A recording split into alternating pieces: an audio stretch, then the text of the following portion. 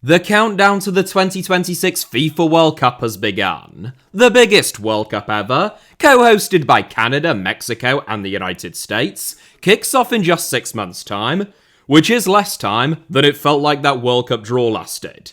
Gianni Infantino, a man who has never met a dictator or wannabe dictator that he didn't like, dragging the world's greatest sport to depths that even Sepp Blatter, a man with a face like a haunted ball bag, could only dream of.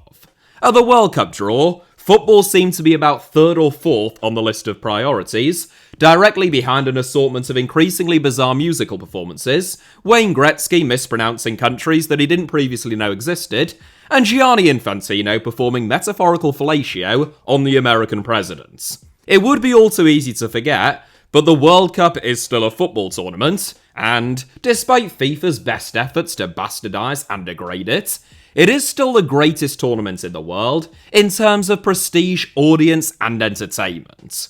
The real stars of the show aren't Donald Trump, Gianni Infantino, Kevin Hart, or even Salt Bae, but in fact, the players who will be on the pitch. And in this video, which can hopefully serve as a palate cleanser after FIFA force-fed us diarrhea for 2.5 hours, we are going to celebrate the very best of them. Not just from the 48 teams who will be at the 2026 World Cup, but from all 222 national teams who are affiliated with any one of the world's 6 continental confederations, plus the world's 7 sovereign states who don't even have confederation-affiliated national teams, and Antarctica. It is 230 countries or national teams in total, which is 19 more than are actually FIFA members. Well, you wouldn't want me to miss out on Tuvalu or the Vatican City, would you? Incidentally, 230 teams is also the number that Gianni Infantino ultimately hopes will appear at each edition of the World Cup. Over the last 20 months, I have, very slowly and painstakingly, been counting down the best player from every country in each of the world's 7 continents, and this video is the culmination, or a compilation if you like, of all of that work. Not the compilation, unless you really enjoy it. If you watched each of the continental videos, I must stress, then there is nothing new for you here. Except, of course, for this introduction and having everything all in one place in what I am fairly sure, amidst some intense competition, is the longest video that I've ever made. Because this took me the best part of 2 years, some information, such as current clubs, may be slightly out of date, and there may even be 1 or 2 inclusions that I would now change. Lamine Yamal, for example, would probably feature for Spain. I won't tell you who actually does. Along with Granit Xhaka for Switzerland, and Scott McTominay for Scotland. Christ. That's just the European S's. But no, I'm fairly sure that about 99% of inclusions would remain unchanged. The criteria is the best player right now, or when I made the video, based upon current ability, not the greatest of all time or the most in form, and in order to be eligible, a player must either represent the national team in question, or have been born in that country and never have represented anyone else. Right, that is far too much waffle from me. The video is listed by continent, and then alphabetically within each continent, should you wish to skip ahead to a specific country. I wouldn't recommend it, of course. Best to find out who the best player is from literally every single country, without missing out on a single one, but just in case. Without further ado then, who misses out for the United States, unfortunately, having won his last cap over 14 years ago, here is, in my view, and in my view only, the best footballer from every single country on Earth. Enjoy! Albania. Berat Jimsiti. We kickstart this video with the European powerhouses Albania, and if any of you think that I'm being sarcastic, may I remind you all that Albania qualified automatically for this summer's Euros as group winners ahead of the Czech Republic and Poland. Euro 2024 will be only Albania's second ever appearance at a major tournament, following Euro 2016, where they gave a good account of themselves and were unfortunate to go out in their group stage. And I'm delighted to say that I will be attending their opening game of the Euros against Italy in Dortmund and hopefully creating some content around it. It would be fair to say that Albania don't have a myriad of superstars in their ranks though, with Fulham loanee Armando Broja and Lazio fullback Elsad Hysaj, both of whom deserve honourable mentions, with Hysaj having taken the crown for Albania 6 years ago, probably being the Eagles' biggest name players. Neither have been at their best this season in truth, which gave young Inter Milan midfielder Christian Aslani, an even friend of the channel and Turkish Super League third highest scorer this season, Rayman a shot at featuring. Ultimately, however, it is Berat Jimsiti who gets the nod, a man who recently kept a clean sheet at Anfield as part of a back three in a famous 3-0 win. One of Albania's most experienced players, capped 57 times at age 31, Jimsiti has been a mainstay at Atalanta since 2018, but this season, he has been absolutely outstanding. Strong, honest, and so at ease now with Giampiero Gasparini's system. Jimsiti was actually born in Switzerland, but began representing Albania in 2015. Rock solid and ever dependable, I think that he is the best Albanian footballer on the planet right now, and his country will need him, and everyone else for that matter, to play absolutely out of their skin if Albania are to progress from what you'd have to say is a nightmare group at the Euros. Andorra. Iker Alvarez. One of the smallest UEFA-affiliated nations, home to fewer than 100,000 people, and unsurprisingly therefore, one of the worst UEFA-affiliated national teams, currently ranked 164th in the world, Andorra also probably provide one of the easiest answers in this video. Whilst most of Andorra's footballers play their club football in Andorra, for either FC Santa Coloma, UE Santa Coloma, or FC Ordino, 22-year-old goalkeeper Iker Alvarez is currently contracted to Villarreal. Following 2 years in the Villarreal C team, Alvarez stepped up to the B team in 2021, where he has so far made more than 50 appearances, winning promotion last season. That means that Alvarez is now the number 1 goalkeeper for a team competing in Spain's Segunda Division, which is a massive achievement for a player from Andorra, who have only ever had 3 players reach La Liga. Alvarez is more than capable of becoming the 4th, and his 21 caps, as a keeper, at the age of only 22, is a reflection of how highly Andorra value him. One thing is for certain, he'll always be kept busy on international duty. There ought to never be a dull moment. Armenia. Henrik Mkhitaryan. One day, Henrik Mkhitaryan will cease to be the best footballer from Armenia, probably at about the same time that hell freezes over, but that day certainly hasn't come yet. The greatest Armenian footballer, not just right now, but surely at this stage the greatest of all time, with only Soviet internationals Koran Oganishin and Arkady Andreasan for competition, Mkhitaryan has won the Armenian Footballer of the Year award, which should really just be renamed the Mkhitaryan Award at this stage, a record-breaking 11 times. Still going strong at the age of 35, Mkhitaryan has played the second most minutes out of anyone, trailing only goalkeeper Jan Sommer, in an Inter Milan team that is running away with a Serie A title this season, a massive 14 points clear of second place Roma. Austria. David Alaba.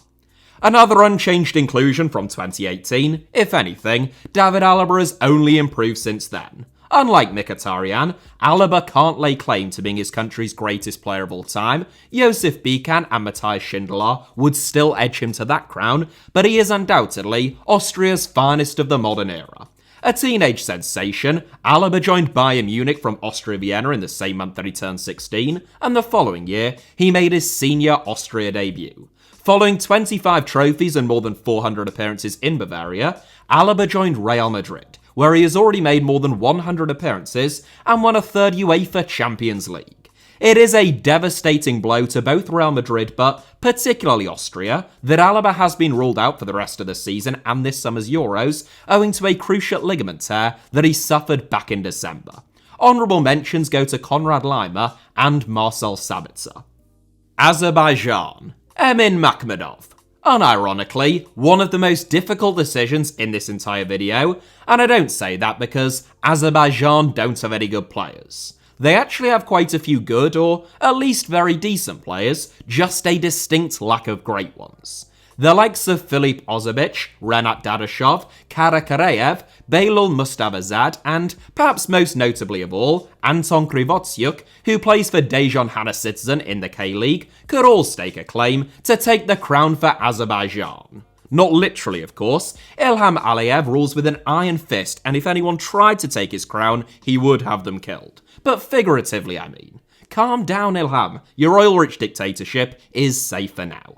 After much deliberation, though, Emin Makhmudov very narrowly comes out ahead of all of the competition that I just mentioned. Hardly a new name on the Azerbaijan football scene, Makhmudov, who represented Russia up to under-21 level, after his family moved there when he was only a child, has been capped 46 times by the nation of his birth since making his debut in 2016, now aged 31. Signed by State Oil Company of the Republic of Azerbaijan, or Sokar-owned team, Neftchi PFK, after a season in the Portuguese Primeira Liga in 2017, Makhmudov is a tireless box-to-box midfielder who runs the midfield for Azerbaijan, scored an impressive 19 goals from midfield last season, and scored twice against Sweden in Euro 2024 qualifying. Belarus. Ilya Shcherin. Belarus may be a vassal state of Russia, but unlike their domineering eastern neighbours, they're not currently suspended from UEFA competitions. Ah, cute. Unfortunately, like Russia, they won't be at Euro 2024, having finished behind Romania, Switzerland and Israel in their qualifying group for the tournament. Perhaps Belarus would have qualified had Ilya Shcherin, who is yet to win a cap for Belarus, have been a part of their qualifying campaign. An industrious and athletic centre-forward, currently on loan with Stal Milek from CSKA Moscow in the Polish Ekstraklasa, Shcherin has scored 12 goals in 23 games this season, making him the second highest scorer in the division. In August 2020, a day before turning 21, and a week after Alexander Lukashenko won yet another sham election, sparking mass protests throughout Belarus, Shcherin took to Instagram, sharing the message, quote, "I refuse to represent the interests of the selection as long as the Lukashenko regime is in power. Long live Belarus." End quote. 4 years on, Shcherin has remained true to his word and therefore remains uncapped. He will join his current club, Stal, on a permanent basis at the end of the season, leaving not just Belarus, but also Russia behind, and if he maintains his current form, he's likely to attract plenty of interest from outside of Poland as well. Honourable mentions go to Astana's Max Sabong and Aruka's Vladislav Morozov, both of whom do represent Belarus. Belgium. Kevin De Bruyne. Back in 2018, and no, I'm still not letting it go, I took absolute pelters in the comments for picking Kevin De Bruyne over Eden Hazard. You all laughed at me. Well, I have to say, you're not laughing now, are you? Of course, Hazard was a wonderful footballer, and it feels weird saying was already, and would have been a perfectly reasonable selection. But I said that I thought De Bruyne was the best midfielder in the world at the time, and 6 years later, I think that he probably still is. There haven't been many players who have been at least among the top 3 midfielders in world football for about 8 or 9 years, yet that is exactly what De Bruyne has done. And maybe only a patchy injury record prevents him from being talked about, alongside the pantheon of the game's all-time greats. Hazard has, of course, sadly retired, but a very honourable mention must go to Thibaut Courtois, who's also currently out injured, having suffered 2 devastating knee injuries this season, and like fellow Real Madrid man David Alaba, he looks set to miss Euro 2024. Bosnia and Herzegovina. Edin Dzeko. I made a video just a few months ago about the shocking downfall of Bosnian football, whose national team have gone from ranking 13th in the world 10 years ago, above England, and qualifying for the World Cup, to a miserable 74th now, having failed to qualify for yet another Euros, and recently having lost 2-0 against Luxembourg, and the reasons behind that enormous regression. Another worry for Bosnia is the fact that their 2 biggest players in recent times, captain Edin Dzeko and vice-captain Miralem Pjanic, are 38 and 34 years old. Dzeko might be touching 40 at this stage, but the former Bundesliga, Premier League and Serie A star shows no signs of slowing down. Signed in the summer by Fenerbahce, he has scored 23 goals in 38 games for the Turkish Giants, putting him top of this season's Super League scoring charts. Honourable mentions go not just to Pjanic, who now plays in the UAE and is widely perceived as rarely having produced his best form for the national team, but also Said Kolasinac, who looks revitalised at Atalanta, and most notably, Erbin Demirovic, who has scored 15 goals in 27 Bundesliga games for Augsburg this season, placing him 4th in the Bundesliga scoring charts, and who Bosnians will hope can replace Dzeko long-term. Bulgaria. Kirill Despotov. Amusingly, though not for Bulgarians I'd imagine, I have also only recently made a video about the chaos and corruption of Bulgarian football, and without wanting to plug 2 videos in 2 minutes, if you haven't yet seen it, it's absolutely mental. I mean, truly mental.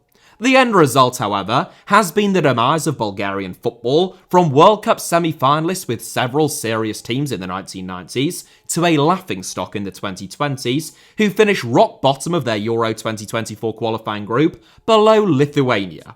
They don't even like football in Lithuania. When we talk about Bulgaria's best players, therefore, we're no longer discussing players of the caliber of Emil Kostadinov, Jordan Lechkov, and Hristo Stoichkov. In fact, there isn't even currently a single Bulgarian player in any of Europe's top 5 leagues. Nonetheless, Kirill Despotov, who has won the Bulgarian Footballer of the Year award 4 times, including in each of the last 3 seasons, is now the country's star man. Formerly of CSKA Sofia, Ludogorets Razgrad, and Serie A side Cagliari, Despotov joined Greek Conference League quarter-finalist PAOK in 2023. Quick, gifted, and incredibly skillful, Despotov has scored 13 goals from 47 caps for Bulgaria, now aged 27. An honourable mention goes to young ball-winning midfielder Ilya Gruev, who could well become Bulgaria's only top 5 league player next season if he wins promotion and stays at Leeds United. Croatia. Luka Modric. For the first time in well over a decade, it feels like there's actually a decision to be made regarding the main man for Croatia.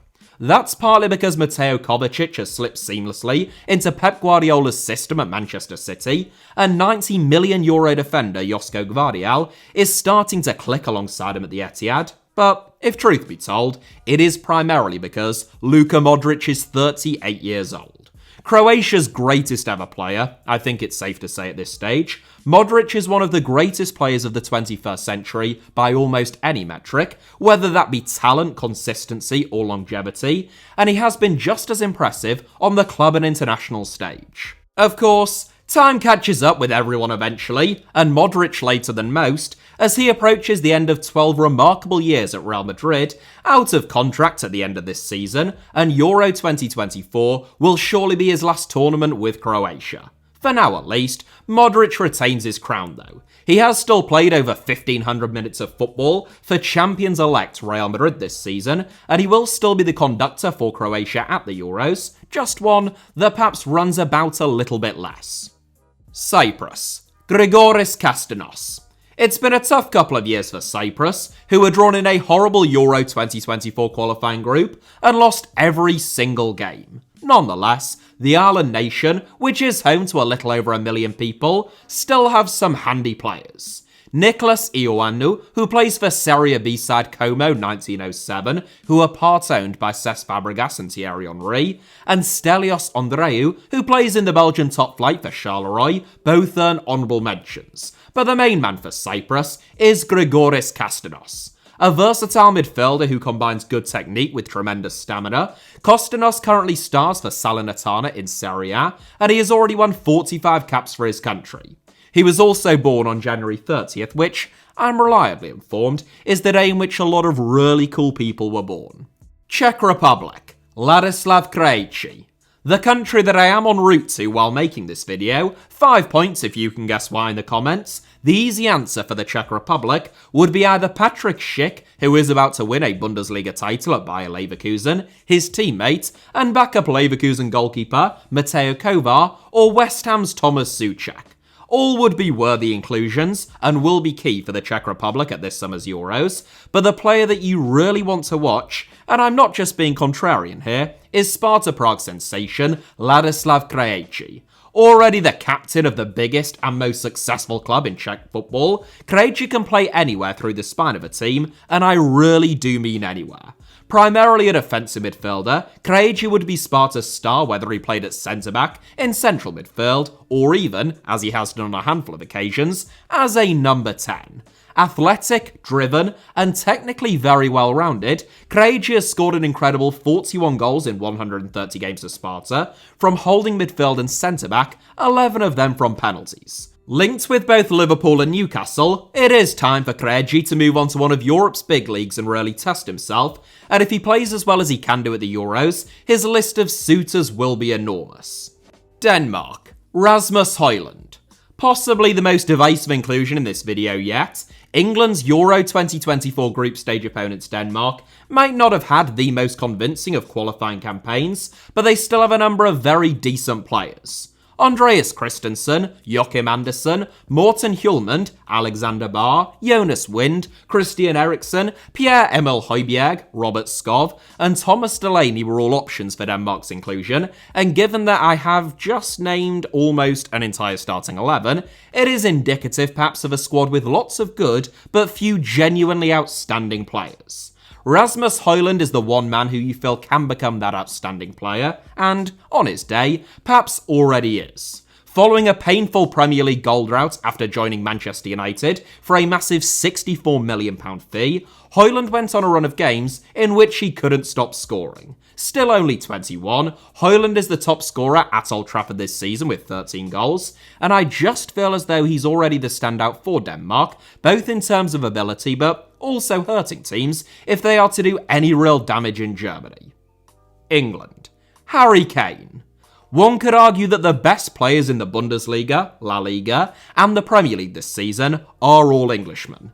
Florian Wirtz could certainly rival Harry Kane. I don't think that Bellingham is particularly debatable, and maybe Rodri could stake a claim ahead of teammate Phil Foden. But it's certainly not an outlandish suggestion, which is fairly wild given the doldrums that English football was in less than 10 years ago, and the fact that English players have historically been such poor travellers. Those three that I just mentioned, along with John Stones, Bukayo Saka and Declan Rice, form the nominees for England. But I still think that it has to be Kane.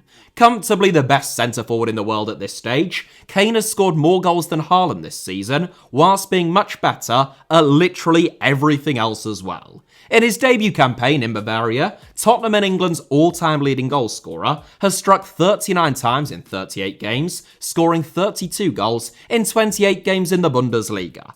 Factor in his 12 assists, and Kane has produced a goal contribution once every 65 minutes. It's an absurd record, and the fact that he won't be rewarded with a single domestic trophy for his efforts is a poor reflection of his teammates this season, as well as a comment on just how brilliant Bayer Leverkusen have been, it must be said. Estonia. Karel Metz. Estonia aren't exactly powerhouses of the international game, unsurprisingly for a country of just 1.3 million people, where football faces competition from basketball and winter sports. Yunus Tam, who plays for Botev Plovdiv in Bulgaria, Raunu Sapinen, who is currently without a club, Arsenal number 3 Karl Hein, and 38-year-old Ragnar Klavan, who recently retired from international football and is now employed in the unusual role of player president at JK Tallinna Kalev, all deserve a mention, but I have mentioned them now, so let's move on. Karel Metz, capped 89 times by Estonia at the age of 30, is the country's star man as far as I'm concerned. A left-footed centre-back who plays on the left of a back three for both Estonia and second Bundesliga leaders St. Pauli, Metz reads the game well, in addition to being big, strong, and a vocal leader at the back. Faroe Islands. Mads Mikkelsen.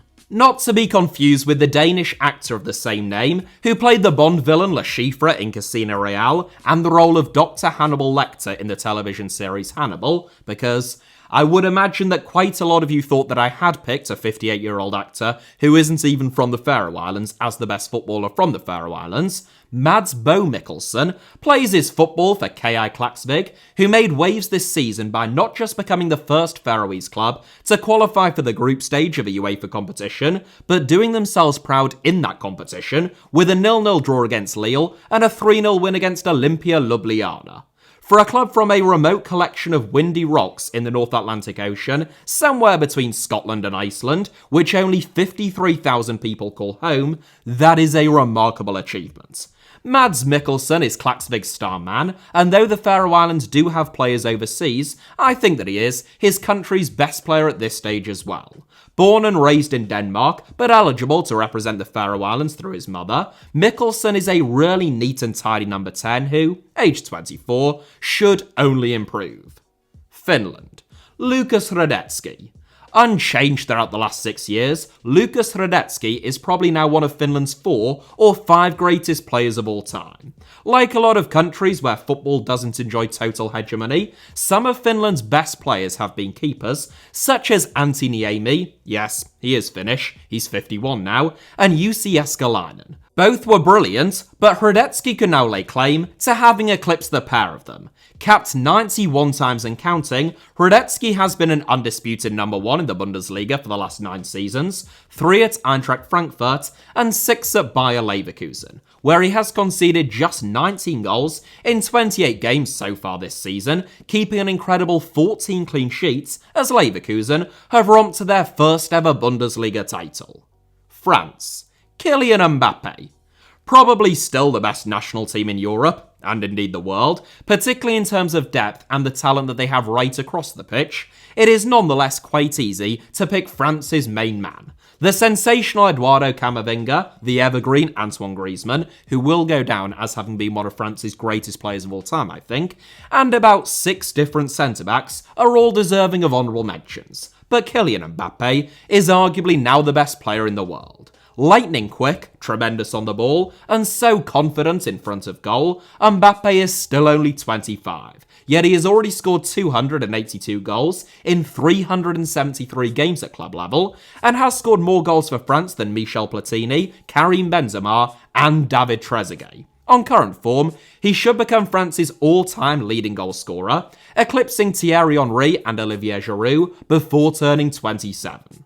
Following 7 seasons at PSG, Mbappe is widely reported to have agreed to join Real Madrid on a free transfer in the summer, taking a €10 million annual pay cut in the process. Georgia. Gvicha Kvaratskhelia. Georgia made the Euro 2024 qualification playoffs by virtue of their UEFA Nations League campaign, where they caused a major upset by overcoming Greece on penalties to qualify for their first ever major tournament. By virtue of the UEFA lottery for ticket allocation, I will be attending 2 of Georgia's 3 group games at the Euros, and hopefully creating some content around them. Make sure to subscribe to the Alfie Potsdamer YouTube channel for more on that, which I think qualifies me as a lifelong and incredibly dedicated Georgia fan. It's in my blood, you see. Georgia is even my sister's name. Using my expert analysis and lifetime of Georgia fandom, I can inform you that in fact, yes, the one Georgian footballer that you've already heard of, Gvicha Kvaratskhelia, is indeed by far the best footballer from Georgia right now. Kvaratskhelia has been one of the best wide players in the world over the last 2 years, making 48 goal contributions in 82 games since joining Napoli, and playing a pivotal role in their Scudetto last season. Currently sat in 7th, it will be interesting to see whether Kvaratskhelia sticks around in Naples for another season, or looks to move on in the summer. Germany. Florian Wirtz. There has been a sudden surge of positivity surrounding the German national team ahead of Euro 2024, which some feared could end in humiliation for the hosts, following victories against both France and the Netherlands under Julian Nagelsmann. There's never been any doubt that Germany have fantastic players, the likes of Joshua Kimmich, Leroy Sané, Jamal Musiala, and the returning Toni Kroos, in the context of this video, all deserving of mentions. The linchpin for Germany at Euro 2024, however, may well be Florian Wirtz, who is, in my view, one of the best players in the world. Still only 20, it is remarkable to think that Wirtz showed such promise, tore his ACL, and has bounced back to become possibly the best number 10 in the world, and certainly among the top 3. A technical marvel with speed, stamina, and wonderful vision, Wirtz has been the best player for the best team in world football this season, who are still unbeaten, at the time of this recording, in all competitions. Gibraltar. Liam Walker. Gibraltar is a tiny British overseas territory on the south coast of Spain, about 10 miles north of Morocco, and the second newest UEFA member, having only gained affiliation in 2013. With a population of 32,000 and ranked 203rd in the world, that is 8th from bottom, you won't be enormously surprised to discover that the Gibraltar team isn't packed full of household names. Liam Walker, age 35 now, is still the country's star man, having won 77 caps since Gibraltar became UEFA members. Formerly of Portsmouth and Notts County in England's Leagues 1 and 2, Walker is technically very gifted, not just by the standards of Gibraltar players, and a real set-piece specialist. He has been back at Lincoln Red Imps in Gibraltar since 2021, where he averages a goal every other game from midfield. Greece. Vangelis Pavlidis. Either me or Greece head coach Georgios Donis don't know what we're talking about. It is probably me, isn't it? But personally, I found it extraordinary that Greece played 120 minutes of football against Georgia in their Euro 2024 playoff final, most of that against 10 men, and failed to score a single goal, all while one of the most prolific goal scorers in Europe this season was sat on their bench and never came on.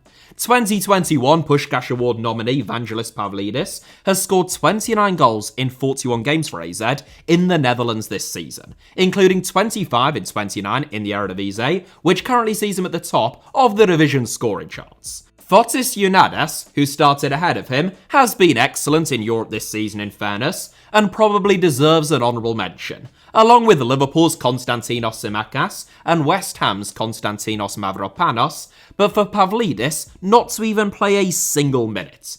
Not even an out-and-out centre-forward, Pavlidis likes to come deep and drift out wide onto the left channel, where he is unlikely to beat too many fullbacks for pace, but can outthink the best of them, drifting into dangerous areas and taking his chances when they fall to him. Hungary. Dominik Szoboszlai. Hungary have probably been the European national team that I've been most impressed with under head coach Marco Rossi, and it will be fascinating to see how Group A unfolds at the Euros. In my eyes, it's probably the most competitive group of the tournament from top to bottom, with Germany being the hosts and group favourites, Switzerland very experienced at reaching the knockout stage at recent tournaments, and both Scotland and Hungary having played out of their skin in qualifying. Hungary chat finish then, much as the whole is far greater than the sum of its parts under Marco Rossi, otherwise they wouldn't be very good. Liverpool's Dominik Szoboszlai is obviously head and shoulders above everyone else in the Hungary squad, and was one of the easiest inclusions in this entire video in truth. Iceland. Albert Gudmundsson. Bloody hell, we're only on Iceland. I best start speeding things up. A special mention must go to young Lille winger Hakon Arne Haraldsson, but Genoa's Albert Gudmundsson is Iceland's outstanding player at this moment in time. Quick, gifted, and an absolute box of tricks, Gudmundsson can play anywhere across the forward line, and he has made 18 goal contributions in 31 games for Genoa so far this season. Israel. Manor Solomon. Israel is obviously not in Europe, but is a member of UEFA nonetheless, for reasons that I have explained in an entire video, should any of you be interested. Unlike Russia, Israel isn't currently suspended by FIFA or UEFA, and that is because FIFA and UEFA genuinely couldn't care less about what either Russia or Israel are doing, and only suspended Russia because loads of other national teams said that they would refuse to play against them. That's literally it. Eren Zahavi tends to be Israel's main man, a prolific goal scorer at both club and international level, but Israel's best player is Manor Solomon. Out injured for the rest of this season, having only made 6 appearances since signing for Spurs, Solomon was absent as Israel lost their Euro 2024 playoff semi-final, 4-1 against Iceland, who themselves lost 2-1 against Ukraine in the final. Italy. Nicolo Barella. I don't think that there is any one really obvious standout as Italy's best player. Nicolo Barella and Federico Chiesa are both superstars. Meanwhile, I had half a mind to pick Alessandro Bastoni, who is one of the best centre-backs in the world and has been outstanding for Inter Milan this season. On this season alone, I would probably give it to Bastoni, or even Alessandro Buongiorno, who has been out of this world at Torino, but overall, Barella still just about edges it for me. A dogged, determined, and tireless midfield dynamo, Barella does the work of 2 players in midfield, while still being incredibly gifted and having a wonderful eye for a pass. He's at the heart of everything that Inter and Italy do. Kazakhstan. Bakhtiar Zainuddinov. Kazakhstan's best player by a distance, Bakhtiar Zainuddinov has played at left-back, centre-back, and in midfield since joining Besiktas from CSKA Moscow in the summer. Due to his talents, Zenutinov often plays a little bit further forward for Kazakhstan, as is illustrated by his 14 goals from only 36 caps, which, remarkably, already makes him Kazakhstan's all-time leading goalscorer. Kosovo. Edon Zhegrova. The youngest addition to the UEFA family, Kosovo arrived in 2016, and since then, they have endeared themselves to a lot of people by playing attacking and daring football without upsetting too many of the big boys by actually beating them.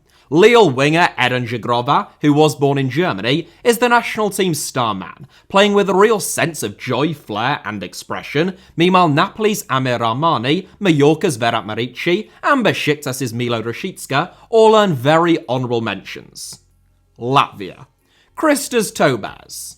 Latvia aren't exactly known for their footballing prowess, having only ever qualified for the Euros back in 2004, but Kristas Tobas is likely to be the flag bearer for Latvian football over the next decade. The 23-year-old, who plays for Grasshopper in Switzerland, has already won 29 caps, scoring his only goal against Turkey in Euro 2024 qualifying. A steely defensive midfielder who can also play at centre-back, Tobas is probably good enough to play for a high-end championship team. Liechtenstein. Marcel Buchel. Tiny Liechtenstein, so small that you could be forgiven for forgetting about it, is a microstate of fewer than 40,000 people, which exists because its local leaders once built up a powerful army relative to its small size, and neither Germany or Austria cared enough to conquer it. Their loss is international football's gain though, typically gaining 3 points in every qualifying campaign because, unsurprisingly, Liechtenstein aren't very good. Marcel Buchel, a deep-lying playmaker who was born in Austria, previously played in Serie A, and now plays for Spal in Serie C, is the nation's star man, though he has only been capped 21 times since 2015, now aged 33. Lithuania. Gvidas Gineitis. The last of the Baltic states to feature, Lithuania are, if anything, even less interested in football than Estonia and Latvia. Basketball reigned supreme in the first state to declare independence from the USSR, as I recently discussed in a documentary about Lithuania's national stadium in Vilnius, which has taken 40 years to build and still looks like this. Gvidas Gineitis is Lithuania's answer to Messi in that he is their best player. He's nothing like Messi in any other sense. 6 feet and 3 inches tall, strong, athletic, and capable of getting up and down the pitch, I think Gineitis is our youngest inclusion yet, age 19, and currently capped 14 times. He plays for Torino in Serie A and has bags of potential.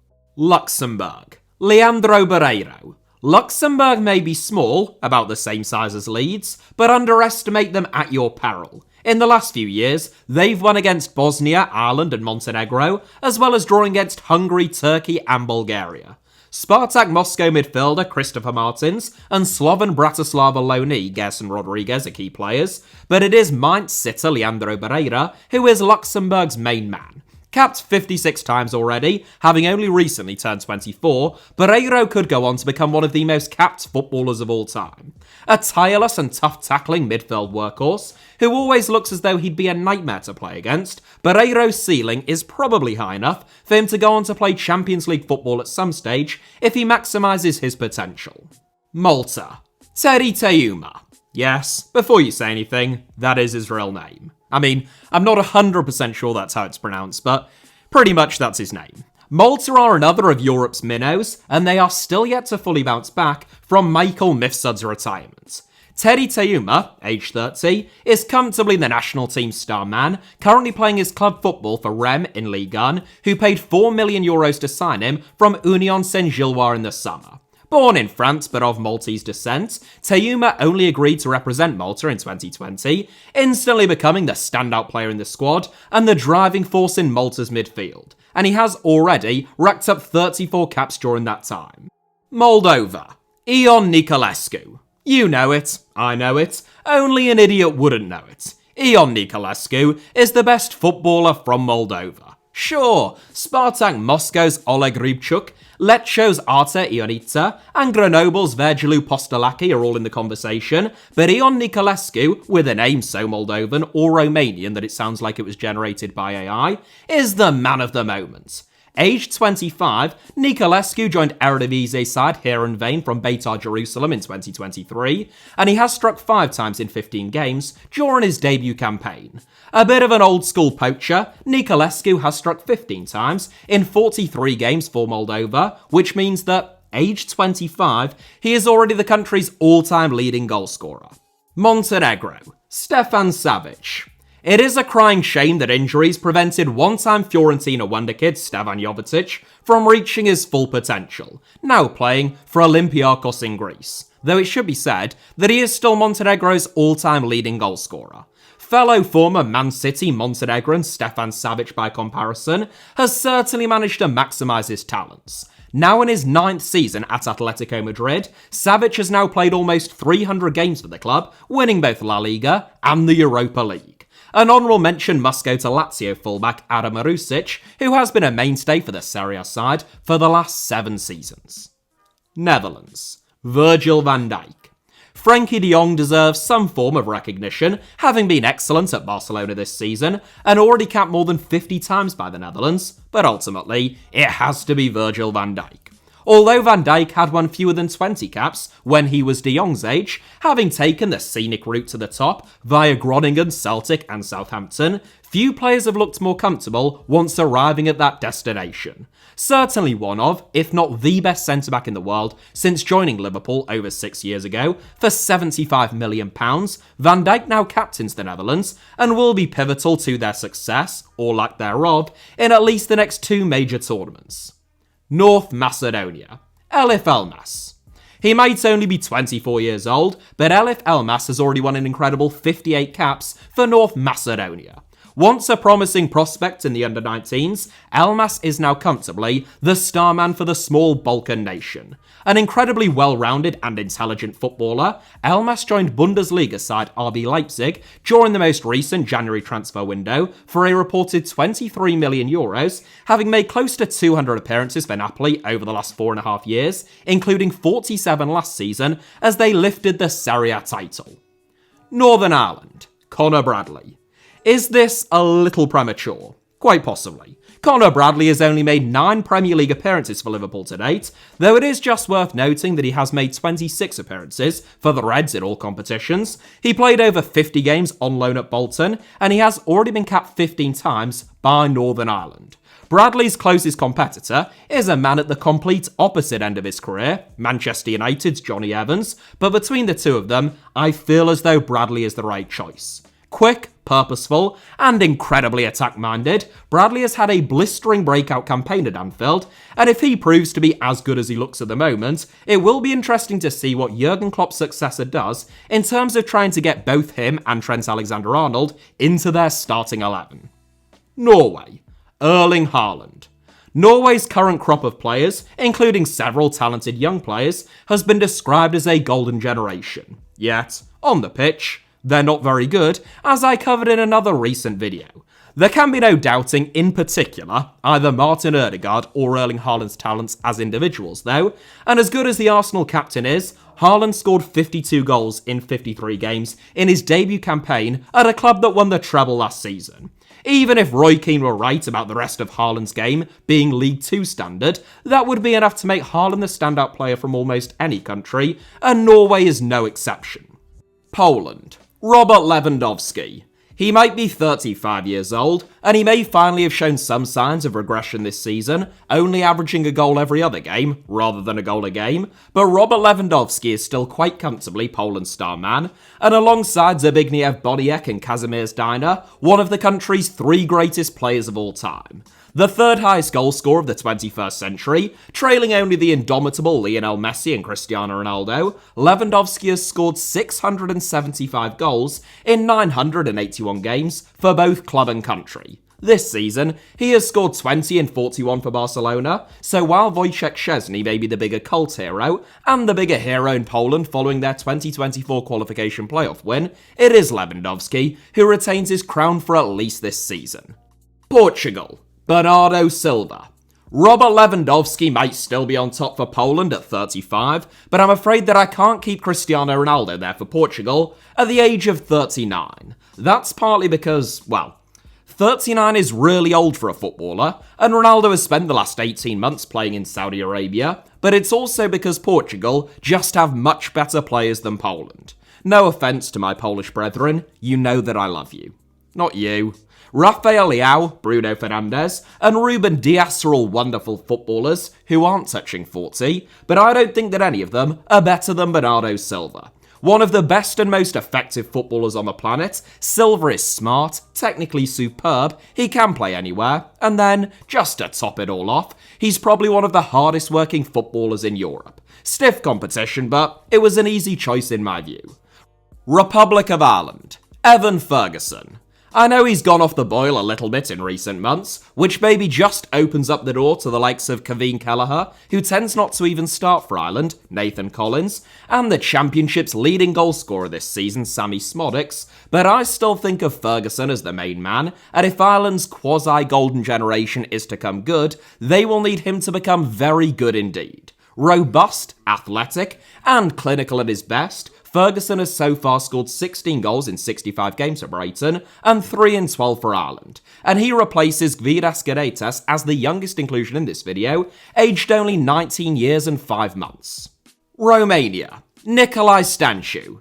Perhaps not for long, but still stealing in ahead of recent Tottenham recruit Radu Dragushin at this moment in time, Nicolae Stanciu is a man who no one could ever accuse of not having chased the bag with every last morsel of his being. A really capable and creative attacking midfielder, Stanciu made his name at Steaua Bucharest, Anderlecht and Sparta Prague, but in January 2019, he joined Al Ahly in the Saudi Pro League, followed by a return to Europe with Slavia Prague, then he joined Wuhan Three Towns in the Chinese Super League, and now he's back in Saudi Arabia with Damak, where he plays alongside former Tottenham man George Kevin Nkudu. Russia, Alexander Golovin. Russia may currently be suspended by FIFA and UEFA following a full-scale invasion of Ukraine and a load of European countries, stating that they would refuse to take to the field against them as a result, but they are still UEFA members, and at least partly in Europe, so they feature nonetheless. Alexander Golovin and Alexei Miranchuk of Monaco and Atalanta have long been Russia's two outstanding players, and Golovin is the pick of the pair as far as I'm concerned. A really gifted playmaker, Golovin has been one of the outstanding players in Ligue 1 this season. It's a real shame that he no longer gets to compete on the international stage. Probably not as much of a shame as loads of Ukrainians being killed and people's homes being shelled, but a shame nonetheless. San Marino, Nicola Nani. Haters will say that San Marino are the worst national team in the world, when in actual fact, they're better than at least 10 other teams, and just get screwed over by the FIFA World Ranking system. Despite improvements in recent years, and becoming much more competitive, San Marino have still never won a competitive game. Nicola Nani, who plays for Serie C side Olbia, is the country's star man, aged 23, having already scored a historic goal for San Marino against Poland, in a 7-1 defeat, but still. Honourable mentions go to Filippo Fabri and Eduardo Colombo, who are both in their early 20s as well, and also play in Serie C. Scotland, Andy Robertson. A case could be made for John McGinn, and some may even argue Kieran Tierney and, in Euro 2024 qualifying at least, Scott McTominay, but Andy Robertson is by far the closest that Scotland would come to getting a player into a World or European 11. The former Queen's Park, Dundee United and Hull City man is now in his 7th season at Liverpool, having recently turned 30, where he has made almost 300 appearances, becoming one of the best left-backs in the world. Serbia, Dusan Tadic. Serbia have had some talented players for a while now, but they still haven't gotten out of the group stage of a World Cup and hadn't even qualified for a Euros until 2024 since becoming Serbia rather than either Yugoslavia or Serbia and Montenegro.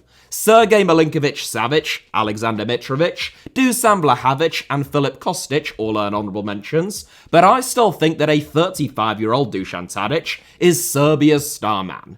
Incredible at Ajax and just as impressive since signing for Fenerbahce, Tadic has made 28 goal contributions in 48 games this season, and he's won more than 100 caps for Serbia. Slovakia, Milan Skriniar. The toughest choice in this entire video, in my view, is between PSG centre-back Milan Skriniar and Napoli midfielder Stanislav Lobotka for Slovakia. You can just about toss a coin between the pair of them, and they will be Slovakia's star men in Group E, alongside Belgium, Romania, and Ukraine at Euro 2024, which should give them a shot at progression. Skriniar edges it, having been a top-class centre-back at the very highest level for the last 7 or 8 years, but I wouldn't argue with anyone who'd pick Lobotka.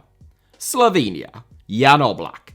It was unfortunate, to put it mildly, that Slovenia's two best players of the modern era, Jan Oblak and Samir Handanovic, both just so happened to be goalkeepers, meaning that they could only ever play one of them. Handanovic, who retired fully in 2023, retired from international football in 2015, paving the way for Oblak to become the national team's undisputed number one.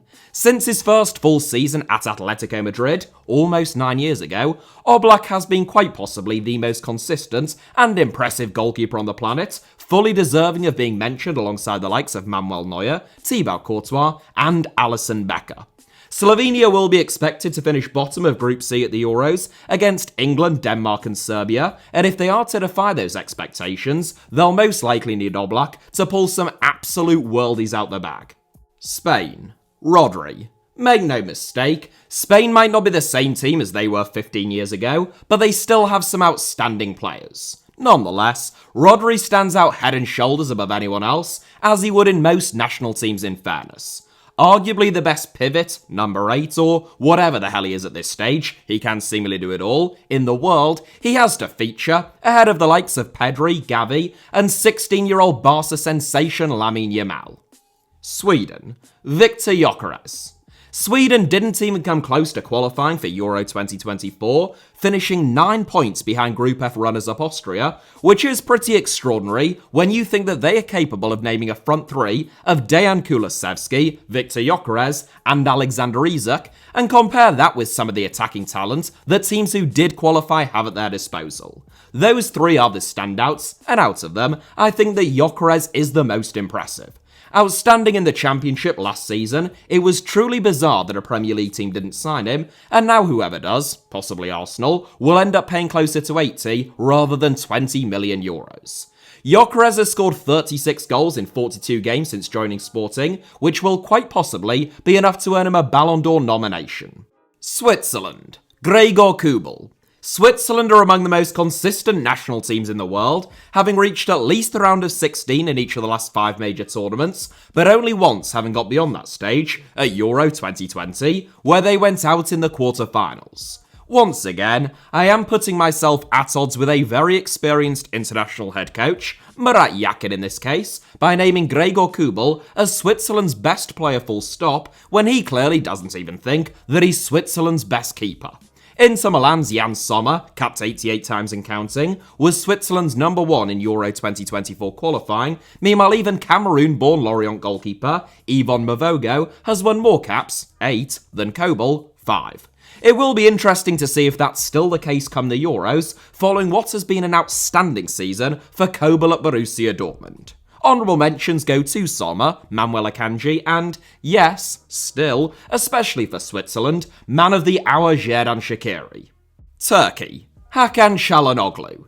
It would be just typical of Turkey, having been so many people's dark horses, myself included, going into Euro 2020, where they were absolutely dreadful, if they managed to make a mark at Euro 2024, now that everyone is writing them off.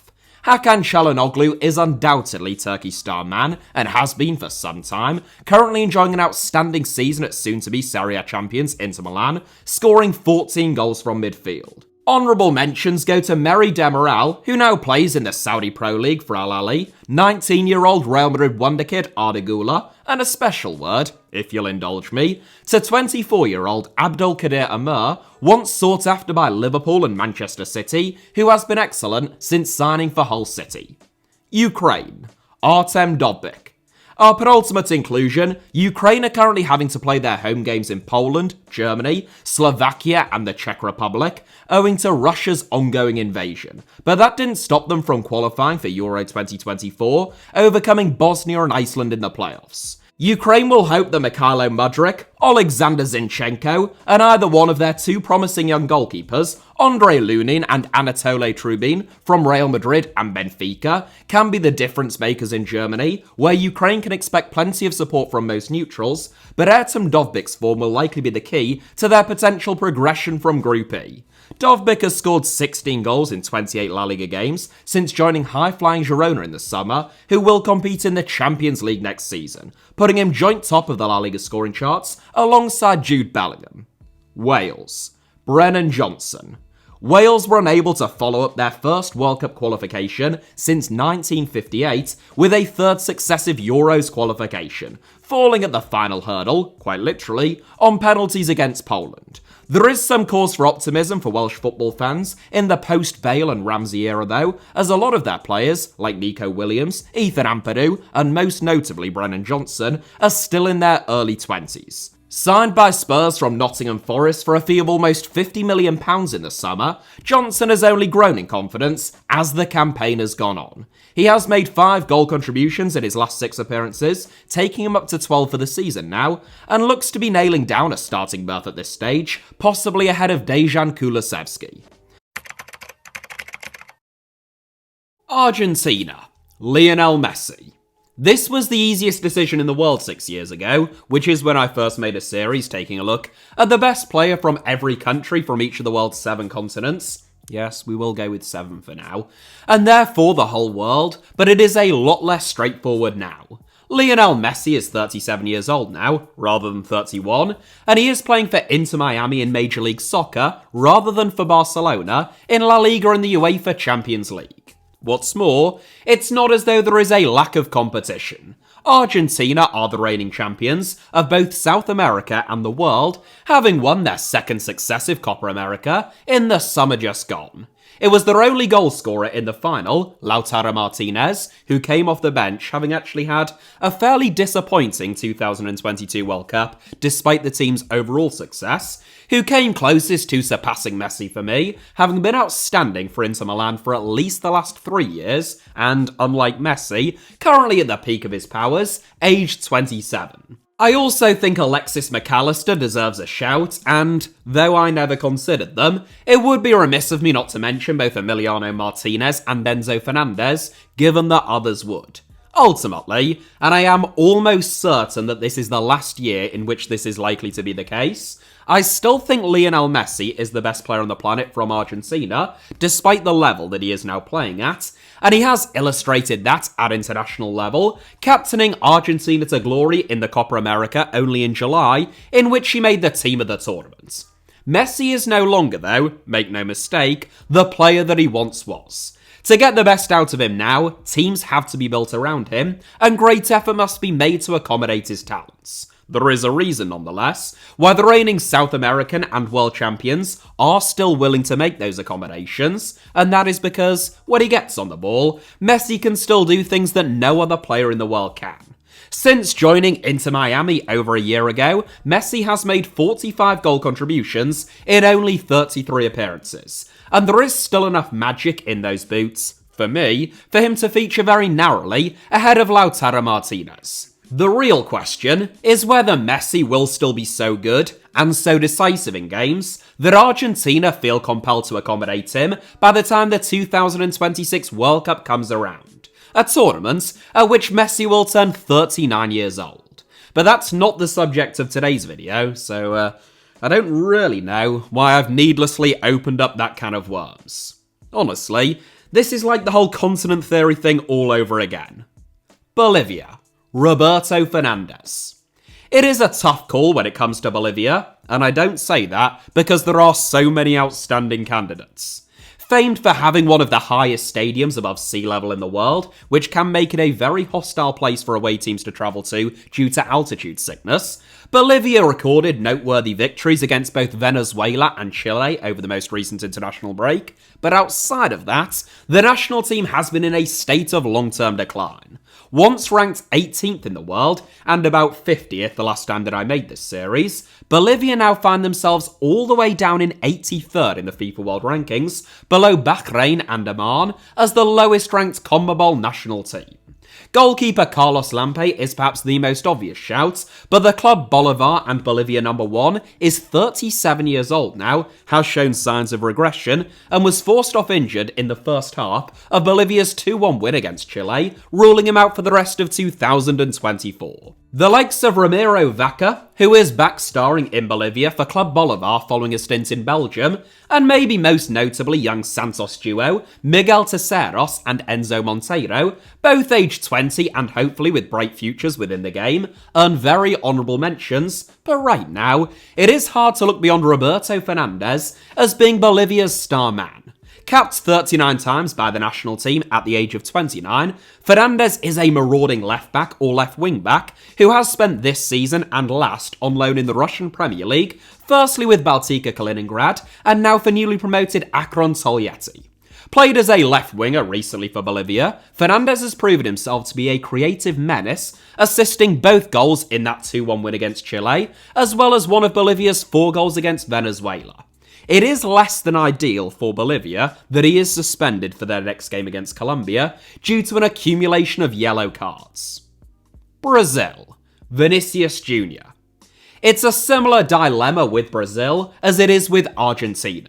Technically speaking, Neymar Jr. remains undoubtedly the most gifted Brazilian player in the world right now. For the national team, likewise, Neymar is still Brazil's talisman when fit, even after a whole host of injuries, age 32, and playing practically park football in Saudi Arabia.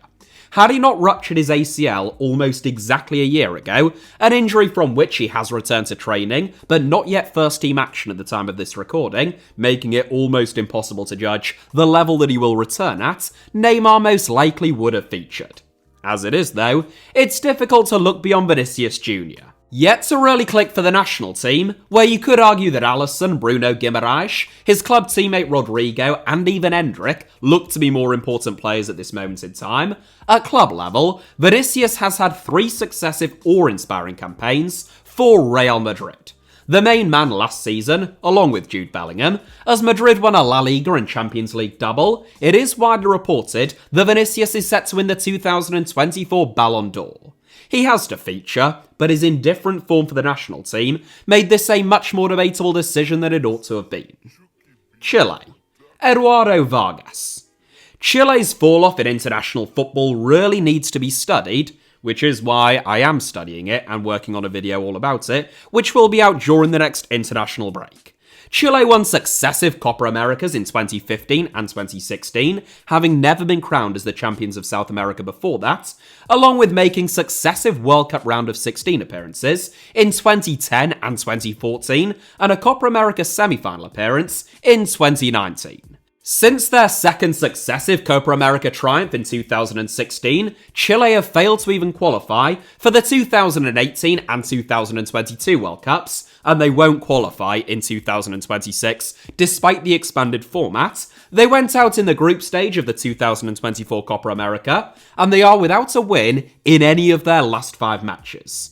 The end result is that Chile have fallen from 3rd in the FIFA World Rankings in 2016, when they had a plethora of outstanding players at the peak of their powers, like Claudio Bravo, Arturo Vidal and Alexis Sanchez, to being ranked 49th in the world now, the 3rd lowest of any CONMEBOL national team, with a 34-year-old Eduardo Vargas and a 35-year-old Alexis Sanchez, both way past their best, still constituting some of their best players. Club America's Diego Valdez, Marmolawedi Sundown's Marcelo Allende, and another veteran, 35-year-old Universidad de Chile star Charles Aranguez, who has now retired from international football, were all in the mix, as was, hand on heart, Southampton's Stoke-born centre-forward Ben Brereton Diaz. To be honest, I'm not entirely convinced that Eduardo Vargas is a better forward at 34, starring for Atletico Mineiro, where he has been since 2020, than Benjamin Anthony Brereton, as he was born,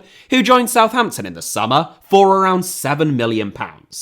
I have edged towards Vargas still, who is Chile's 2nd highest scorer of all time and remains lively, but this was like picking who you'd most like to go to a rave with out of the 2024 Conservative Party leadership election candidates.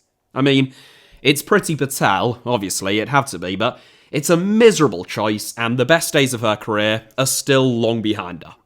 Colombia, Luis Diaz. It's really tempting to pick James Rodriguez, who won the Golden Ball as the best player, as Colombia reached the final of the 2024 Copa America, and is so much fun to watch, but much as I hope that James is still around for the 2026 World Cup, the honest answer is Luis Diaz. Diaz had a tough upbringing, put on a diet plan by his first professional club in Colombia to gain 10 kilograms because they determined that he was malnourished. The first indigenous Colombian to ever represent Colombia's national football team, Diaz is of YU origin, and aged 27, he's already won more than 50 caps for the national team. Quick, gifted, and incredibly determined, Diaz was sensational at Porto, preceding a potential €60 million move to Liverpool, and following talk that he would be replaced by Anthony Gordon in the summer, he has made a terrific start to life under Arne Slot, scoring 5 goals from the left flank in his first 6 games this season. Aside from James, honourable mentions also go to Crystal Palace's Daniel Munoz, his club and international comrade Jefferson Lerma, and Al-Sadd's Mateus Uribe. Ecuador, Moises Caicedo. I thought Moises Caicedo looked like he had the potential to be one of the best midfielders on the planet when I first watched him at Brighton, and as difficult as his debut campaign at Chelsea was, along with everyone else's season at Chelsea last year, other than Cole Palmer's it should be said, I wasn't fickle enough to give up on him just like that. Sure enough, in a start to the season by Chelsea that has surprised a lot of people, I think Caicedo has been excellent.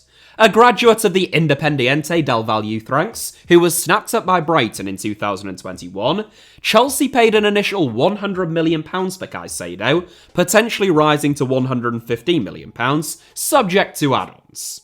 For that kind of money, you'd hope that he was quite good, but the fee isn't Caicedo's fault, and still only 22, he has plenty of time to prove his worth.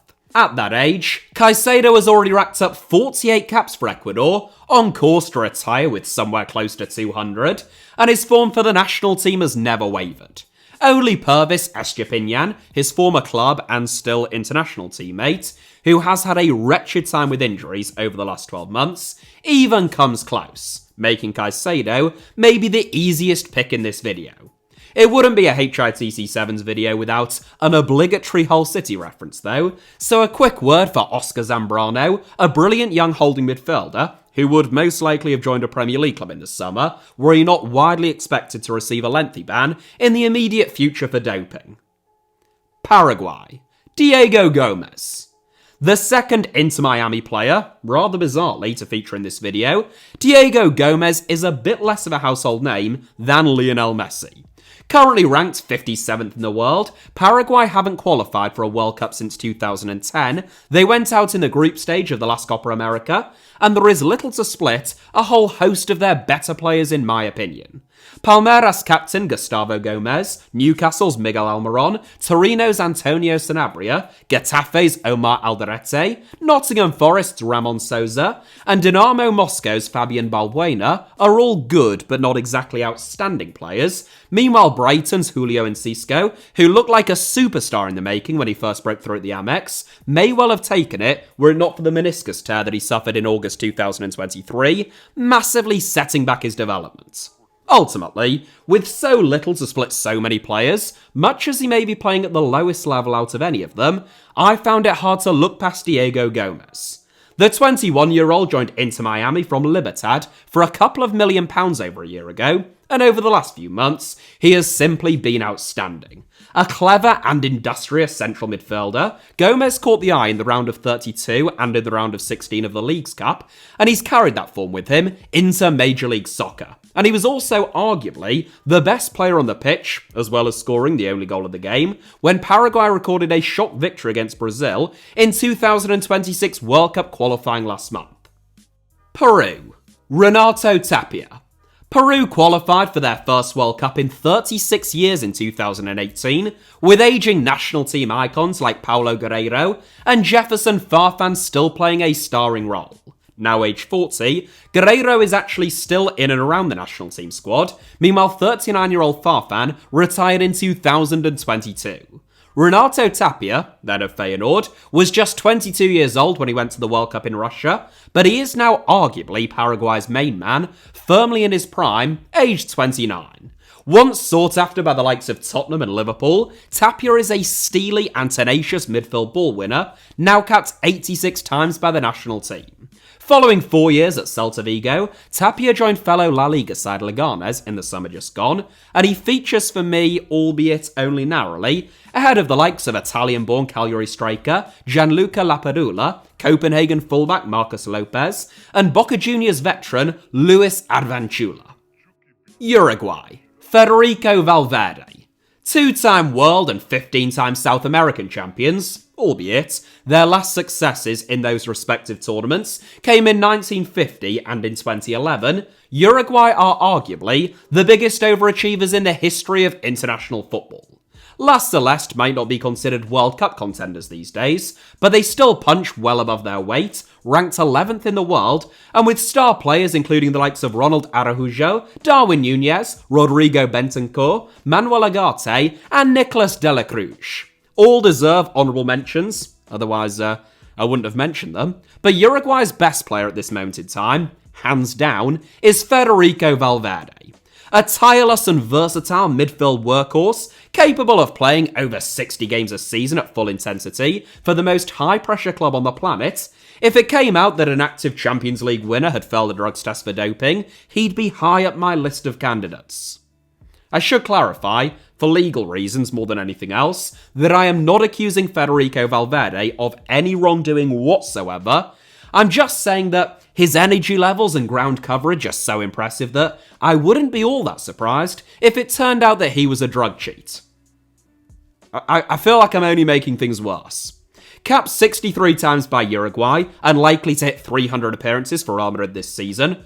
Overall, obviously, not literally just this season. Valverde is among the best midfielders on the planet and is Uruguay's standout player in my eyes and, I would imagine, most people's. Venezuela. Yangel Herrera. Last but not least, Venezuela may be considered the historic black sheep of CONMEBOL, having never qualified for the World Cup, and having had an abysmal record at the Copa America until the mid-2000s, owing, in large part, to the fact that it is basically the only CONMEBOL nation where football isn't the most popular sport, due to baseball's superior popularity ever since Venezuela won the Amateur World Series with a shock victory against Cuba in the final all the way back in 1941. With that being said, Venezuela's progress in recent years deserves some recognition. Now ranked 40th in the world, there are an unprecedented 4 CONMEBOL national teams below them. Venezuela have gone unbeaten in games against the likes of Uruguay, Mexico, and even Brazil over the last couple of years, and it is a distinct possibility that they will qualify for their first ever World Cup in 2026. The likes of Gremio's Jefferson Soteldo, Botafogo's Jefferson Savarino, Corinthians' Jose Andre Martinez, and Universidad Catolica's Rafael Romo have all played a key role in Venezuela's rise and would be worthy inclusions. But my pick for La Vinotinto is 26-year-old midfield sensation Yangel Herrera. Capped 37 times, Herrera actually joined Manchester City from Atletico Venezuela in 2017, spending the next 6 years contracted to the club, though he never played a game for them. He honed his skills during loan spells with New York City FC, Huesca, Granada, Espanyol and Girona, before joining the latter, who are also part of the City Football Group, on a permanent basis in 2023. Herrera made 31 appearances last season as the beating heart of a Girona team that surprised everyone, finishing 3rd in La Liga, and he is comfortably good enough to be playing Champions League football, which he is this season. Athletic, intelligent and hardworking, but also technically underrated and capable of scoring a cracking goal from long range, Herrera starred for Venezuela in recent games against Canada and Jamaica, and they will need him to be at his best if they are to qualify for their first World Cup. This is an advert brought to you by me. A lot of people stop me in the street and say, "Wow, it's Alfie Potsama. You're the best football YouTuber in the world, and somehow even more handsome in real life than online. Please may I have your autograph, take a photo, and sleep with you?" And I have to say, look, I'm very sorry, that is awfully kind of you, but I do have a girlfriend. The other thing that they often say, I mean, almost always really, is there any way that I can get more of you? Is there perhaps a second channel of yours that I could subscribe to where you make to-camera documentaries about various interesting topics? And I say, yes, it's called the Alfie Potshamer YouTube channel, and funnily enough, I just uploaded my latest video there about the Basque derby between Real Sociedad and Athletic Club, the history of Basque sport and culture, and why that game is so unique among major football rivalries. I know, it sounds fascinating, and it is, which is why I am advertising it to you now. No payments were made in exchange for this advert. HITC Sevens and Alfie Potshamer are the same person. T's and C's apply. Now back to the video. Afghanistan. Omran Haidari. Going in alphabetical order, rather than from best to worst, Afghanistan are ranked 160th in the world, which, if we're being honest, isn't very good. Football faces stiff competition from cricket in Afghanistan, which is the country's most popular sport. Meanwhile, 3 decades of occupation by the Soviets and a US-led coalition, combined with Taliban rule over the last 40 years, hasn't exactly provided fertile ground for football to develop. Both of Mainz superstar Nadim Amiri's parents are Afghan, making him the best player of Afghan descent, but he was born in Germany and has won 7 caps for Germany's senior team. So he's ineligible. In terms of eligible players, Rakhmat Akbari of the Gold Coast Knights, R-League winger Faisal Shayeshti, former Ajax youth turned Serie D forward Hossein Zamani, and Indonesia-based Ahmad Papalzai are among the national team's star men, but Arman Hadari sneaks in, narrowly ahead of them all. In and out of the Afghanistan squad since making his debut in 2018, that's not due to ability, where Haidari is perhaps the nation's standout individual. A speedy right winger who's good on the ball, Haidari began his career in the Netherlands before playing top-flight football in Poland with Lechia Gdansk. Now aged 27, he very recently joined FK Suduva in the top flight of Lithuanian football, who were also one of Asia's great players of the modern era, Keisuke Honda's penultimate club. Australia. Matt Ryan. It is slim pickings when you compare the Socceroos' leading lights of their golden generation 20 years ago, Kuhl, Viduka, Cahill, Schwarzer, with what the country has to offer now. That's not to say that there is no reason for hope. 23-year-old Melbourne Victory star Nishan Velapillai has scored 3 goals from 5 caps since making his international debut.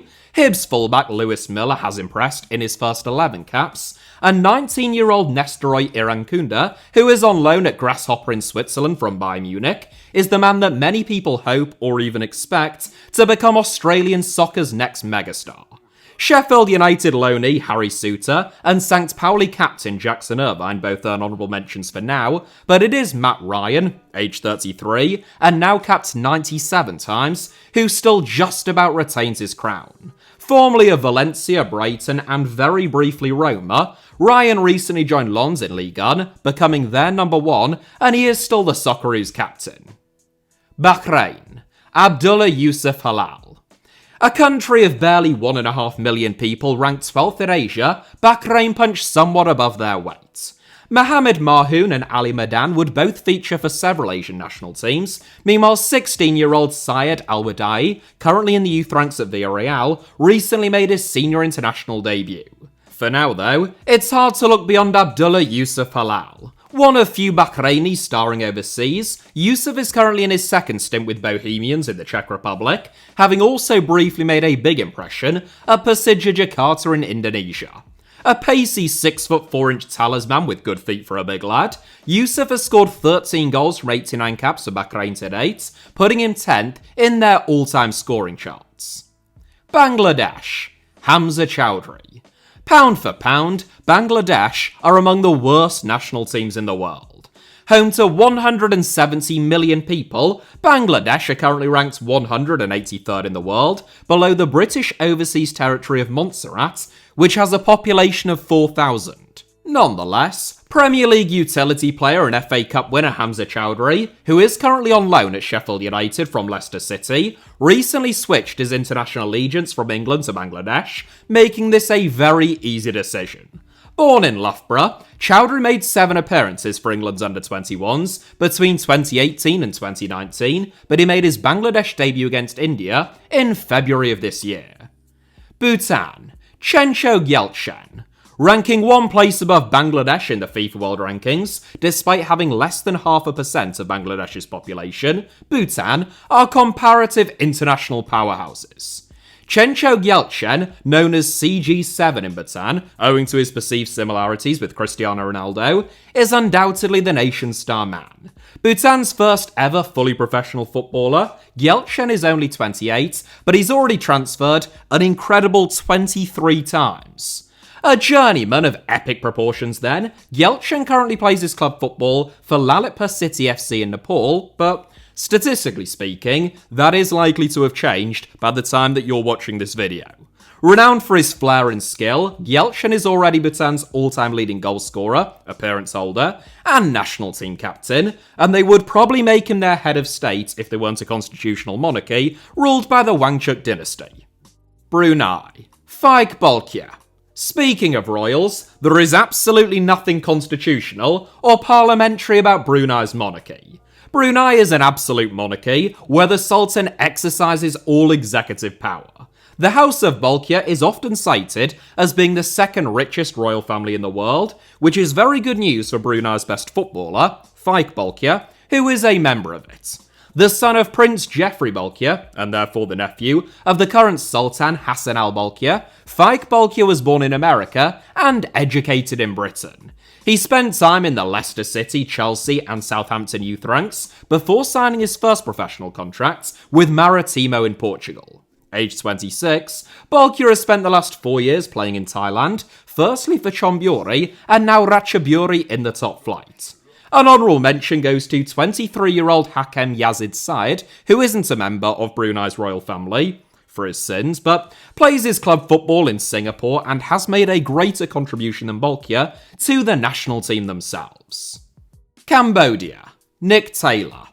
There aren't many international footballers born in Texas, but Nick Taylor is one of them. Dallas-born Nick Taylor has a Cambodian mother, thus making him eligible to represent the 181st ranked nation in the world. Bangladesh, Brunei, and Cambodia, featured consecutively by alphabetical order in this Asia-specific video, are ranked 183rd, 182nd, and 181st in the FIFA World Rankings, by the way. I mean, what are the odds of that? Taylor made his name in college soccer in the United States before spending a season with MLS side Orlando City's B team. He joined Cambodian Premier League champions Svay Ring in 2023 and has so far won 22 caps for Cambodia's national team. An honourable mention must go to 31-year-old Chan Vathanaka, who was born in Cambodia and has had a much bigger impact upon the national team, and who, I think I'm right in saying, was Cambodia's inclusion when I first made this series 5 years ago. China. Wu Li. Another player who featured 5 years ago, I am pleased in some ways to be able to call one of China's homegrown players, rather than one of their Brazilian passport bros, still their best player in 2025. Tyus Browning, formerly of Everton, Allen, formerly of Red Bull Salzburg, and Zhang Yuning, formerly of Vitesse, all deserve mentions, but Wu Li stands out as certainly the best Chinese-born player of his generation. Now aged 33, Li has 36 goals from 99 caps for China since making his debut 15 years ago, putting him 8th in their all-time appearance charts and 2nd in terms of goals, just 3 behind Hai Haidong in top spot. Following 3 years at Espanyol, where Li played in both La Liga and in the Segunda Division in Spain, registering more than 100 appearances, he returned to Shanghai Port, formerly Shanghai SIPG, in 2022. Li is the Chinese Super League's all-time leading goalscorer now, despite his 3 years playing in Spain, above Brazilian-born Chinese international Elkerson and Israeli forward Eran Zahavi. Chinese Taipei. Tim Chow. Taiwan competes under the name Chinese Taipei within most sporting arenas, including their national football team, as Taiwan's ruling party Kuomintang refused to compete under the provincial name Taiwan many decades ago. We need not get into the one China policy right now, not least since Chinese Taipei's best player, in my opinion, was born in Wigan. Tim Chow has one grandparent of Chinese descent who moved to Taiwan at the end of World War II, and he won one cap for Chinese Taipei in 2017. Tim Chow, that is, not his grandparent. He would have been very old. Why he hasn't won any caps since then, I'm not 100% sure, although the leading theories seem to be disagreements with Taiwan's FA surrounding appearance fees, flight tickets, and travel arrangements which surfaced around the time of his debut, as well as the fact that Chow has been playing in mainland China, in the Chinese Super League, since 2019. Honourable mentions go to Swedish-born Miguel Sandberg and Korean-born Wang Qingming. DPR Korea. Han Kwang-song, better known as North Korea, but officially the Democratic People's Republic of Korea, or DPRK, the Samba of East Asia, as is apparently their nickname, have still got the second furthest of any Asian national team at a World Cup, and the furthest of any not on home soil. Pak Duik, the star of that Korea team in '66, is still going strong at 88, by which I mean he's still alive, he's not still playing, but the modern day main man is Han Kwang-song. One of a handful of North Korean players to move abroad during the late 2010s, along with fellow national team stars like Park Hwang-ryong and Yong Il-gwan, Kwang-song was often described in Western media as being a North Korean wonderkid. He joined Cagliari in 2017 and later Juventus in 2020, scoring 11 goals in 36 games, on loan at Perugia in Serie B. He then seemed to disappear, at least from a Western lens, during the COVID years, with rumours abound as to his possible circumstances or location, before resurfacing with the national team in 2023. Following stints in Italy and Qatar, and an extended career pause, Kwang-song now plays for North Korea's leading club, April 25. Honourable mentions go to Kang Kuk-chol, Jang Kuk-chol, and 21-year-old Real Song, who has scored 4 goals from his first 13 caps for the national team. Guam. AJ De La Garza. Guam is a US overseas territory with a population of 166,506, where football isn't the most popular sport. The fact that Guam are among the worst national teams in the world, therefore, shouldn't come as any great surprise. Nor should it, perhaps, that their best player, unchanged from 5 years ago, is someone who is now semi-retired. LA Galaxy legend AJ De La Garza, who previously played a starring role alongside the likes of David Beckham and Landon Donovan, retired from international football in 2019 and professional football in 2022. He now plays for Des Moines Menace in the quasi-4th tier of American soccer, age 37, but he remains the best technically active player from Guam as far as I'm concerned. An honourable mention, of course, must go to Guam's all-time leading goalscorer Jason Cunliffe, who, unlike De La Garza, is still going strong for the national team at the grand old age of 41. Hong Kong. Everton Camargo. Hong Kong's 2 best players, Stefan Pereira and Everton Camargo, are 36 and 33-year-olds who were born in Brazil and began representing Hong Kong in 2024 and 2023. Naturalised citizens having each spent almost a decade living in Hong Kong, both players had to give up their Brazilian passports in order to claim citizenship and represent Hong Kong.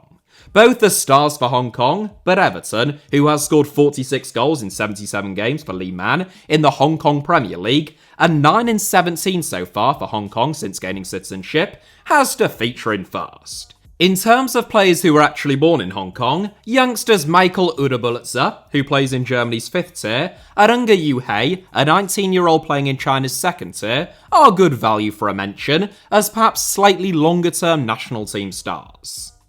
India. Sandesh Jhingan.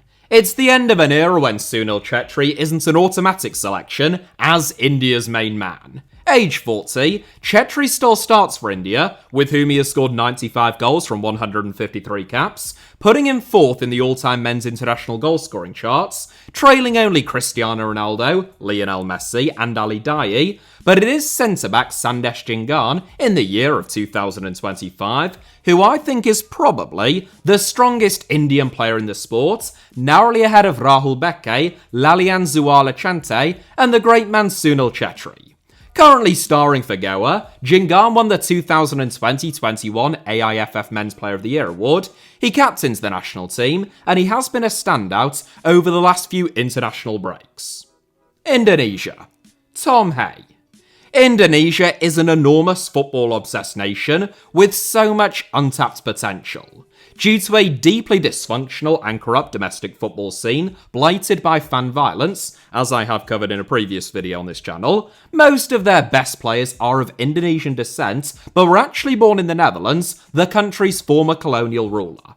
Amsterdam-born Tom Hay takes the crown, a former Dutch under-21 international who plays for Almere City in the Eredivisie and only began representing Indonesia in 2024, but Venezia's Jayad Zez and Wolves' Justin Hubner weren't far off.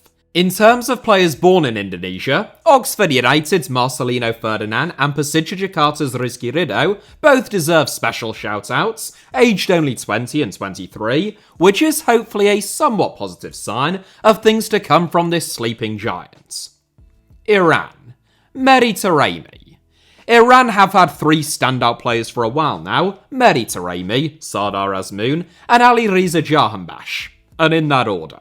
Azmoun is the leading scorer for the national team, despite being 2 years younger than Taremi, but he is also much more of an out-and-out centre-forward, whereas Taremi often occupies more of a withdrawn role and can sometimes be deputised out wide. Having scored 91 goals in 182 games over 4 seasons at Porto, so exactly 1 in 2, Taremi joined Italian champions Inter Milan in the summer, where he has been a regular fixture for the Serie A League leaders and Champions League quarter-finalists this term. They could be semi-finalists by the time this video comes out, or they could be out. That's just how football goes sometimes. Iraq. Zidane Iqbal. It is tough to separate some of Iraq's leading lights, like Hussein Ali, Ali Jassim, and Ali Al-Hamadi. You could have any Ali you like, if you will, but I've overlooked all three Alis in favour of Zidane Iqbal.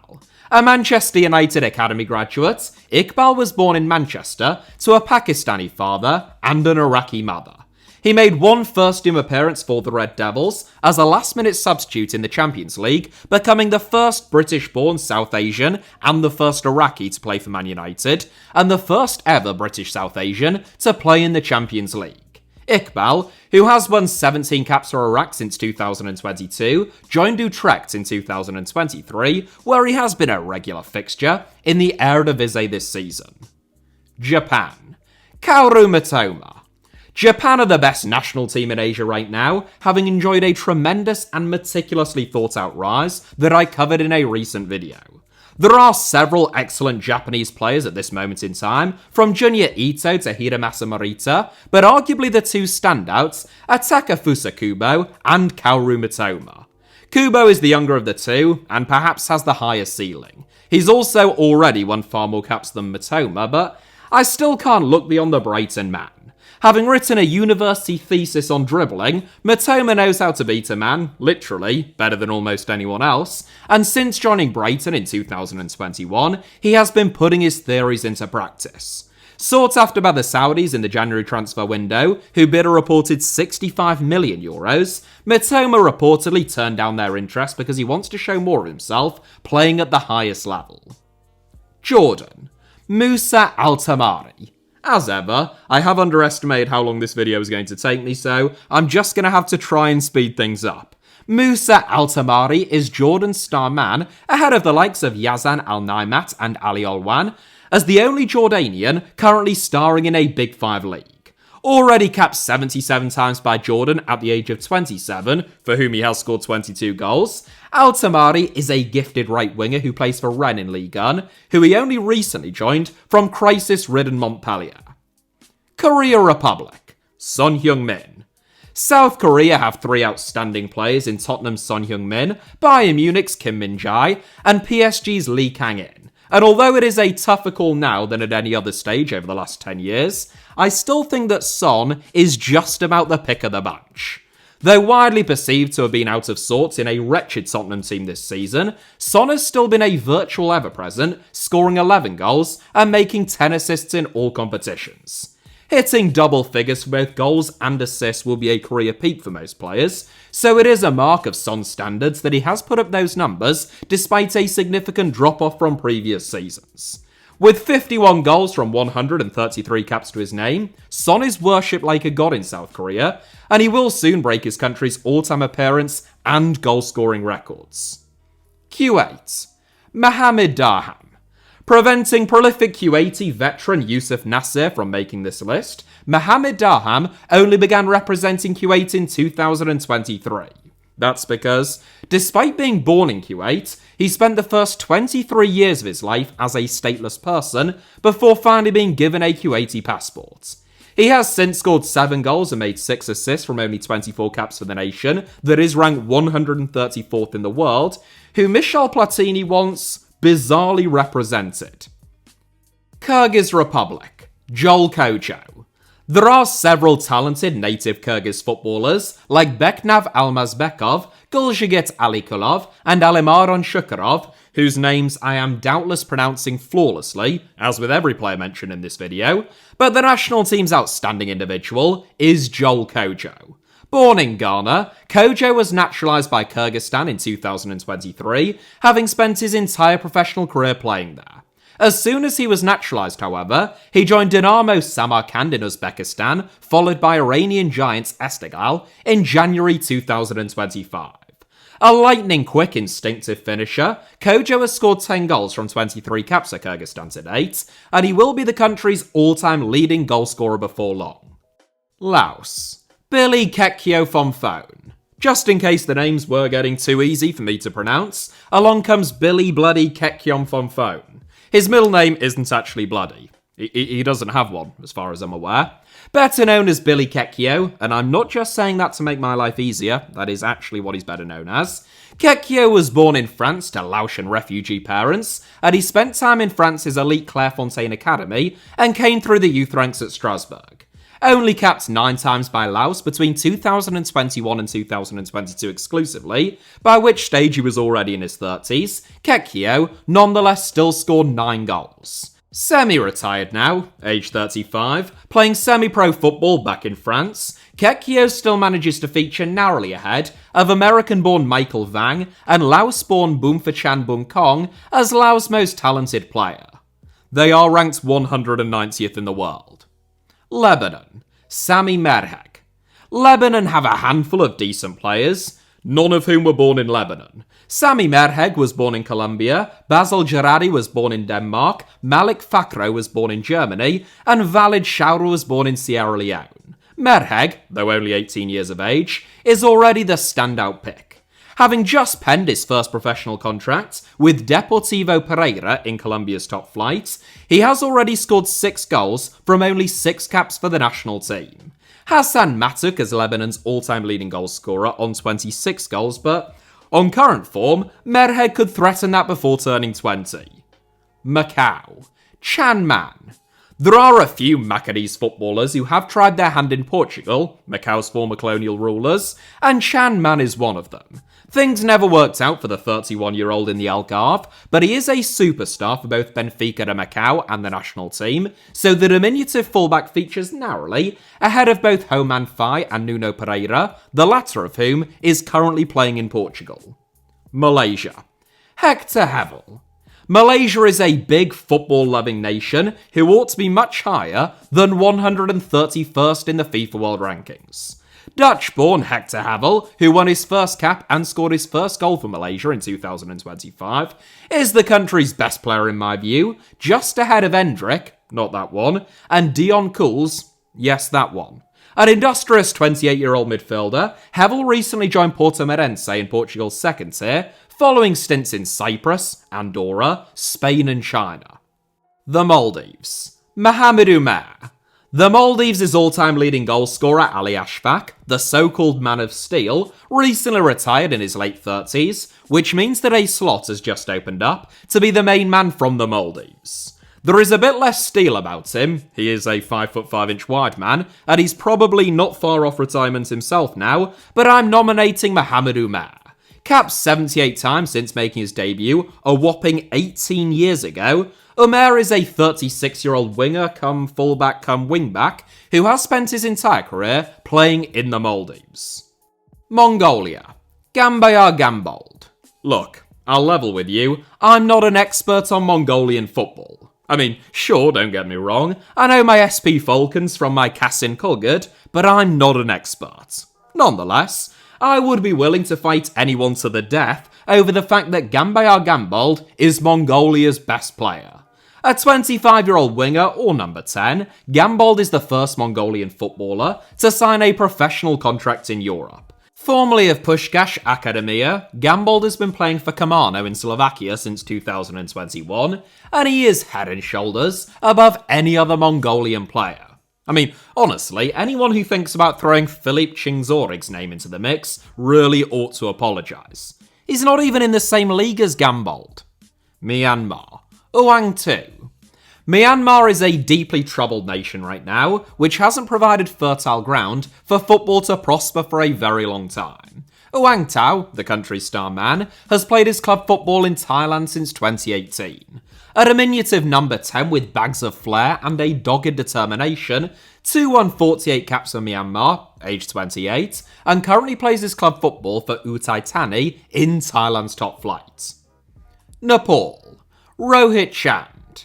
Nepal's Nicky Butt, as he is affectionately known, Rohit Chand is a well-rounded midfielder who has been a mainstay in the country's national team for over 15 years. Once linked with the likes of Spurs and Arsenal, Chand has spent most of his career starring in Indonesia. An honourable mention goes to 22-year-old Lakan Limbu, capped 4 times by Nepal, who was born in Singapore and plays his club football in India. Northern Mariana Islands. Enrico del Rosario. The Northern Mariana Islands are one of the most obscure national teams in the world. AFC, but not FIFA affiliated, which means that they don't even have a world ranking. NMI have played a grand total of 2 games in the last 2 years, and none in more than 12 months. 5 years ago, when I last attempted to name the best footballer from every country on earth, I named Enrico del Rosario, then playing college soccer in the United States, as NMI's main man, and his father subsequently reached out to me. We have remained in sporadic contact ever since, around birthdays and New Year, that sort of thing, which means that I have had semi-regular updates on Enrico's career progress ever since. I am happy to concede, therefore, that this is the one country in this entire series where I am probably a little bit biased, and questions of my partiality are perfectly legitimate. The likes of Joe Wang Miller, Christopher Aninzo, and Gerald Aquino may otherwise have been in with a shout then, but it is my family friend Enrico of Northern Kentucky Nitro and the Ginga FS futsal team who, much like Mohamed Salah and Lionel Messi, makes it back-to-back inclusions. Oman. Salah Al-Yaye. I had the longest shortlist for Oman of any Asian nation, not because they are especially brilliant, but because there isn't a great deal to split a lot of their players. One of Oman's standout players, Abdul Salam Al-Makaini, died earlier this year, aged only 36, with the cause of his death not having yet been confirmed. From a crowded field, it is Salah Al-Yayi who emerges victorious, capped 54 times by Oman, and formerly having played on loan in Qatar. Pakistan. Issa Suleiman. Pound for pound, surely the worst national team in the world, Pakistan is the 5th largest country on the planet by population, above Brazil, but ranks 198th in the FIFA World Rankings, below Timor-Leste and Gibraltar. It is almost inconceivable how they could be that bad.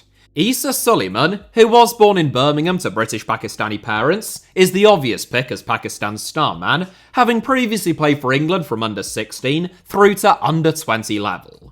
A graduate of the Aston Villa Academy, who now plays his club football in Azerbaijan, Suleiman features ahead of Alamgir Ghazi, who plays in Bhutan, Abdullah Iqbal, who was born in Denmark and plays in Sweden, and Yusuf Butt, who was born in Denmark and plays in Denmark, but all 4 of whom are Pakistani internationals.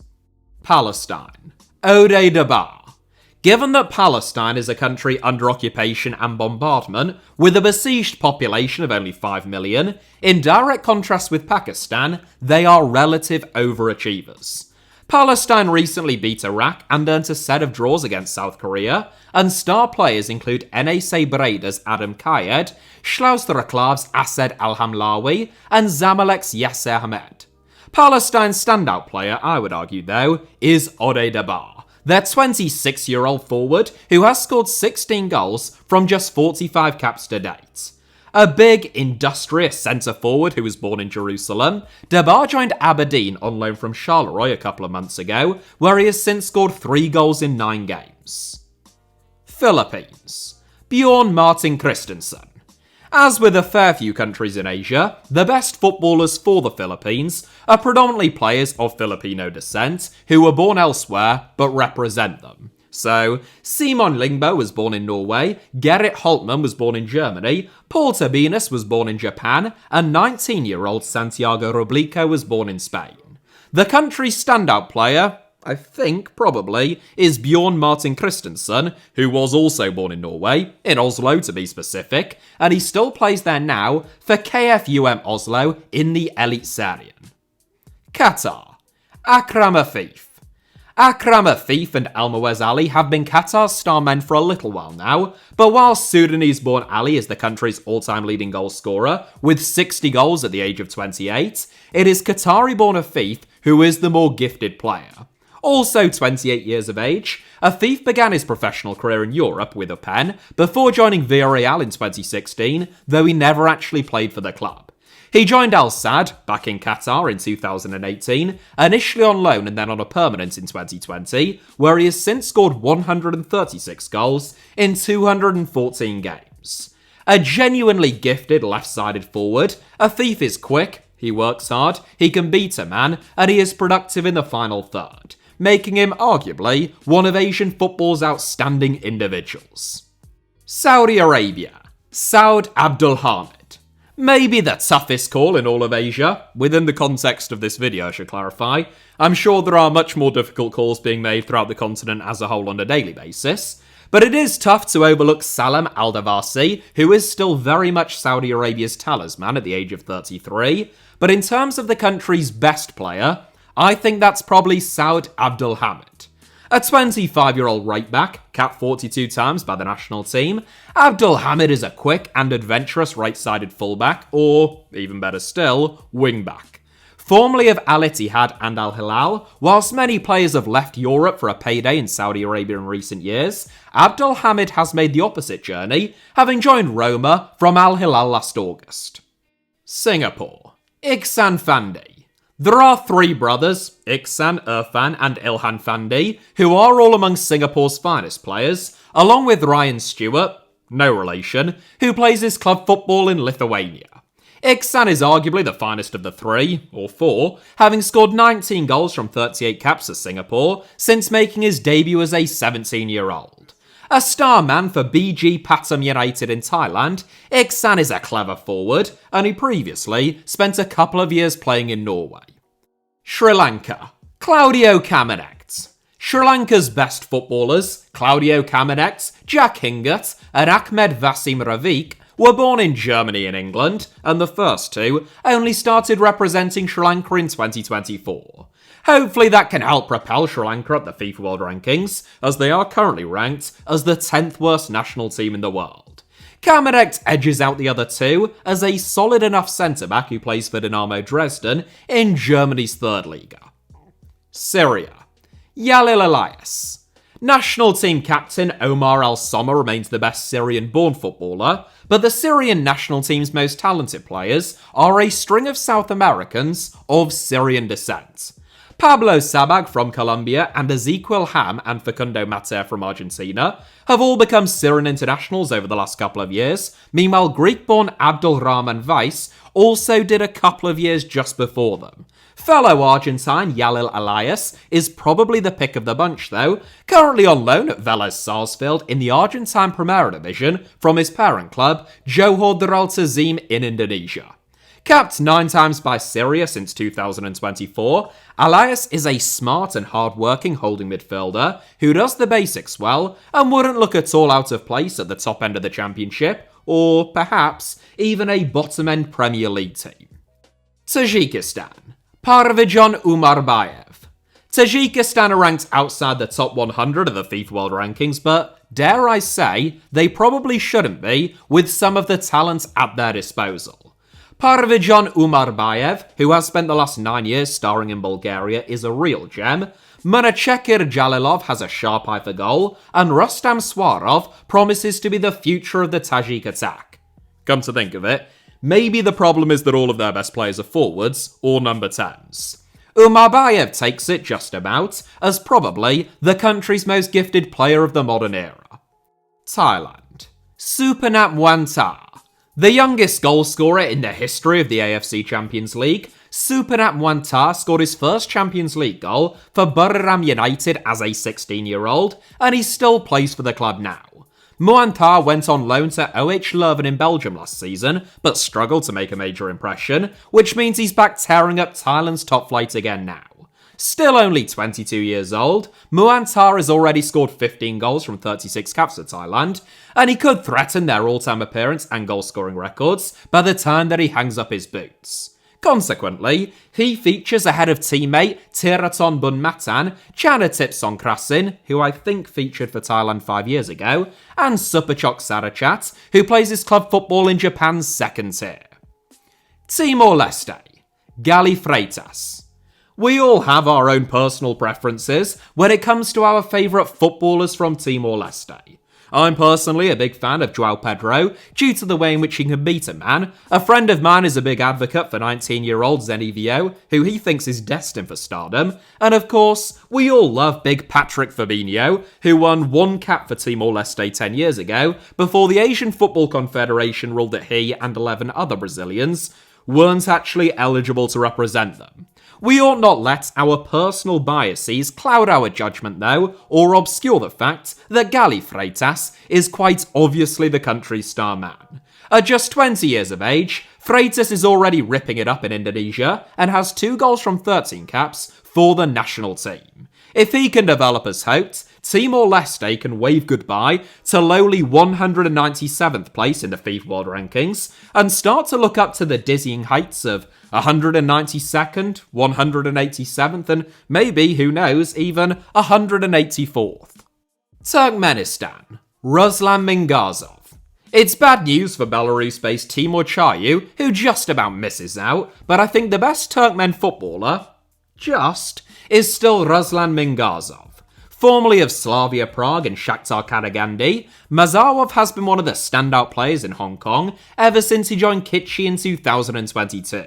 The 33-year-old left winger has scored 34 goals and made 23 assists from 65 appearances for Kitchi, averaging a goal contribution once every 83 minutes. Somehow, he has only won 30 caps for Turkmenistan since making his debut all the way back in 2009 as a 17-year-old.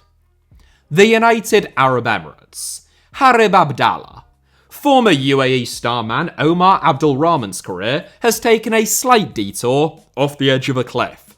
Once linked with moves to European giants, age 33, injuries mean that he hasn't played for the UAE since 2019, he's only played 3 games in about 3 years, and is currently without a club. There are a couple of new great hopes for Emirati football though, namely 20-year-old Sultan Adil and 22-year-old Harib Abdallah. Abdallah takes the crown for now as a speedy winger with plenty of skill, who's already won 27 caps for the UAE and is one of the UAE Pro League star players for Shabab Al Ahly. Uzbekistan. Abdulkadir Husinov.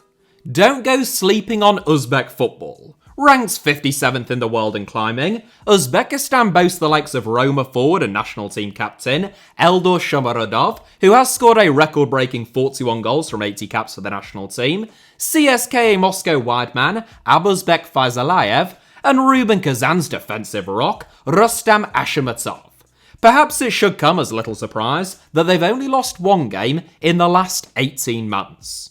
The star of the show, however, is fellow centre-back Abdulkadir Husinov, who joined Manchester City earlier this year for a reported €40 million.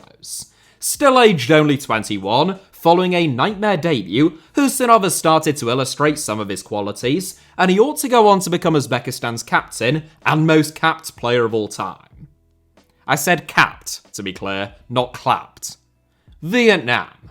Rafaelson. Brazilian-born Rafaelson is Vietnam's best player, and there may be no easier or more obvious inclusion in this entire video. Naturalised in November following 5 years living and playing in Vietnam, Rafaelson is a superstar in Vietnam, where he has scored 46 goals in only 40 games for his current club. Now also known as Nguyen Doan Son, that is his adopted Vietnamese name, that I would be very shocked if I hadn't absolutely nailed the pronunciation of, Rafaelson has scored 7 goals from his first 5 caps, and is capable of almost single-handedly lifting Vietnam into the top 100 of the FIFA World Rankings. An honourable mention goes to Czech-born goalkeeper Philip Nguyen, who also began representing Vietnam in 2024 and should have a major impact upon the Golden Star Warriors' fortunes. Yemen. Nasser El Gavashi. Well, as with all good journeys, we end in Yemen. One of the oldest centres of civilization in Western Asia, Yemen was once one of the happiest, wealthiest, and most stable places anywhere on Earth. So much so that the 2nd century Greek geographer, Ptolemy, nicknamed Yemen, then South Arabia, Eudaimon Arabia, meaning fertile or happy Arabia. For the last 14 years, since the revolution against President Abdullah Saleh began, Yemen has been in a state of almost perpetual conflict and humanitarian disasters, influenced by both internal and external parties. Yemen haven't actually played a game of football in Yemen since December 2010, almost 15 years ago. Yemen's best players, therefore, play both their club and international football outside of Yemen, like national team captain Abdul Vaseh Al-Matari, who plays for Sitra in Bahrain, having previously played in Oman and the UAE. He is pipped to an inclusion by 25-year-old midfielder Nasser El Gavashi, who has spent his entire professional career playing in Iraq. An Iraqi Premier League title winner in the 2022-23 season, El Gavashi currently plays for Zako Sports Club in the Kurdistan region of Iraq. Algeria. Riyad Mahrez. It's a relatively boring one to get us started, but Riyad Mahrez is, nonetheless, still the best footballer from Algeria. The 4th best team in Africa and the 37th best in the world according to the FIFA World Rankings, ahead of Romania, Scotland and Nigeria. Algeria haven't qualified for the World Cup since 2014, but they won the Africa Cup of Nations for only the 2nd time, and the first time not on home soil, in 2019. AC Milan star Ismail Benacer is probably the man who comes closest to usurping Riyad Mahrez for the crown of being Algeria's main man, and he will inevitably overtake the 33-year-old at some stage. Meanwhile, the likes of Rami Bensebaini, Baghdad Bunja, Houssem Aouar and Amin Ghouri are all good value for honourable mentions. Riyad Mahrez may be past his scintillating peak now, which came between 2015 and 2022, but there aren't too many players better than him in the Saudi Pro League. The 2016 CAF African Footballer of the Year winner has scored 19 goals and made 22 assists in 55 games since joining Al Ahly in the summer of 2023, where he stars in a front 4 alongside Gabri Veiga, Roberto Firmino, and Ivan Toney. Angola. Mbala Zola. A little bit less of a household name, Mbala Zola is currently starring for Ligue 1 side Lens on loan from Fiorentina. Born in the small town of Bukozawa, Nzola moved to France as a child, with his football education split between there and Portugal. His top-flight breakthrough came with Spezia in the 2020-21 season, where he scored 11 goals in 25 games, having won promotion on loan there the previous season. Renowned for his work rate, aggression, and intelligent attacking movement, Nzola has so far scored 6 goals in 15 games for Lens, but he has only won 6 caps and scored 2 goals since making his debut for Angola in 2021. Lyon right-back Clinton Mata, incredibly prolific Beijing-Guan striker Fabio Abreu, and FC Krasnodar winger Joao Bacci all earn honourable mentions, all of whom have also won fewer than 10 caps for Angola. Meanwhile, Botafogo centre-back Bastos earns a shout-out as Angola's main man, having begun his career there and been capped 58 times since 2011. Benin. Tosin Aigan. Benin have never qualified for the World Cup and are currently ranked 21st in Africa and 94th in the world, so it would be fair to say that they are not exactly brimming with world-class talent.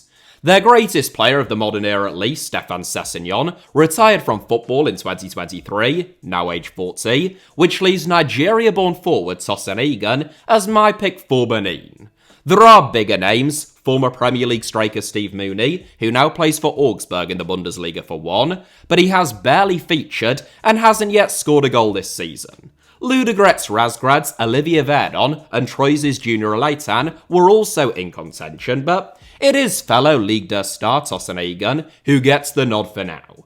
Signed by Lorient for €4 million in 2023, Aegon was relegated from the top flight of French football last season, having only scored 2 goals and made 1 assist in 19 games. Quick and purposeful but far from prolific, Aegon has scored 3 goals and made 6 assists in 17 games so far this season for the current Ligue 2 leaders, in addition to having scored 3 goals from 9 caps for Benin. Botswana. Thatioan Ditlokwe. Botswana is probably better known for its giraffes and its hyenas than its footballers. With a population of fewer than 2.5 million people, but a land area which is larger than Thailand or Spain, Botswana is among the most sparsely populated nations on Earth. Thatioan Ditlokwe is one of the fewer than 2.5 million Motswanas though, and, arguably, he is the best one at kicking a ball.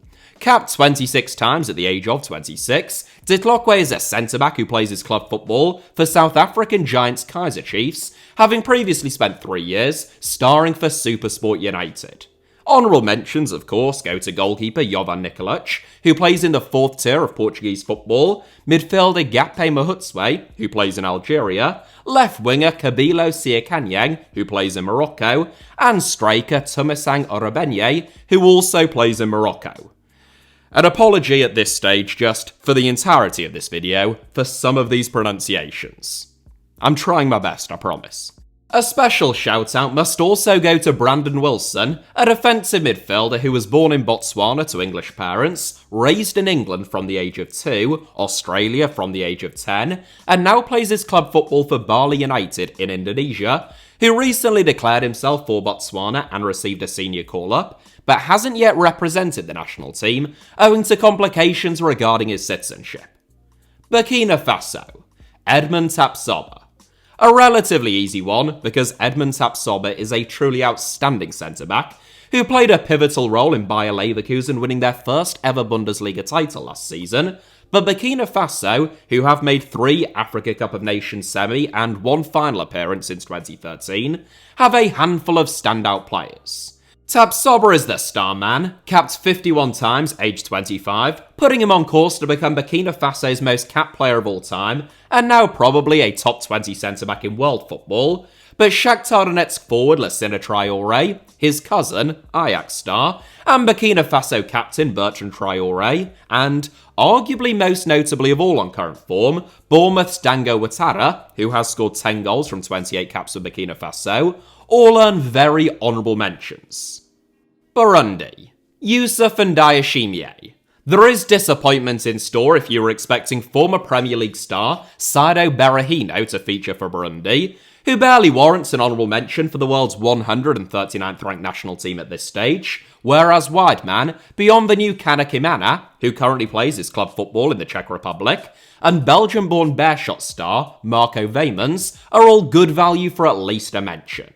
Youssef Ndayishimiye takes it relatively comfortably in truth, however, currently starring for Nice, the team sat 5th in the Ligue 1 table, having moved to the Côte d'Azur for an €11 million fee from Istanbul Başakşehir in 2021. Deployed at centre-back by manager Franck Hayes at Nice this season, but also capable of playing in defensive midfield, Ndayishimiye is a ferociously intelligent footballer who makes up for his lack of elegance with a first-class mentality and reading of the game.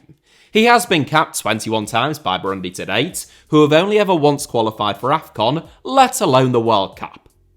Cameroon. Andre Frank Zambo Anguissa. Among the most emphatic of honourable mentions in this entire video must surely go to Brentford star Brian Mbeumo, who has been among the most clinical goal scorers in the Premier League this season, ensuring that Thomas Frank's side have barely even noticed Ivan Toney's absence.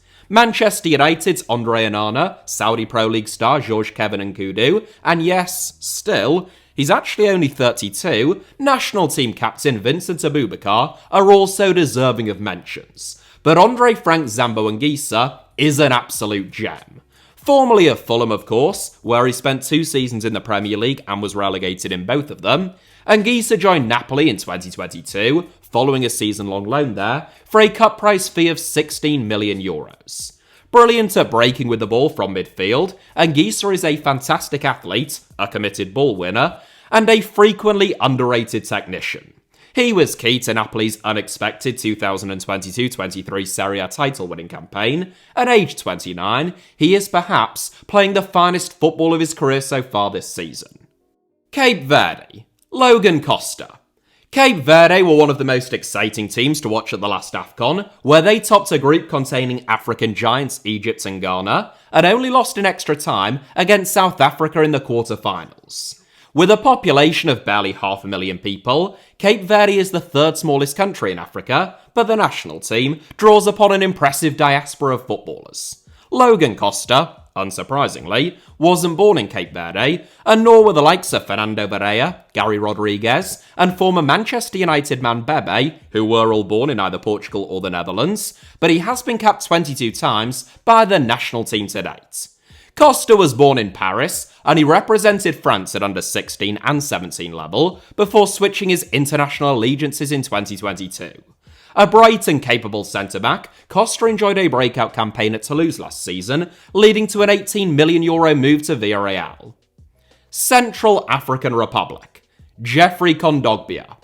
Another French-born former French youth international, Geoffrey Kondogbia went one further than Logan Costa, actually winning 5 caps for France's senior team. None of those were in competitive fixtures, allowing Kondogbia to have a change of course and represent the Central African Republic in 2018 instead. Formerly of Lens, Sevilla, Monaco, Inter Milan, Valencia and Atletico Madrid, he's been about a bit, hasn't he? Kondogbia joined Marseille in 2023, where he has played semi-regularly this season.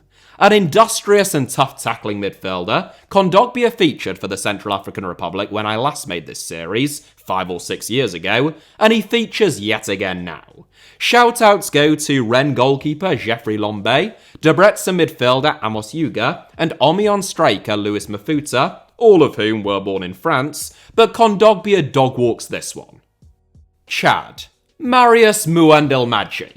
It is hard to believe, but there will be some people out there watching this video who've never even heard of Marius Muandilmadji.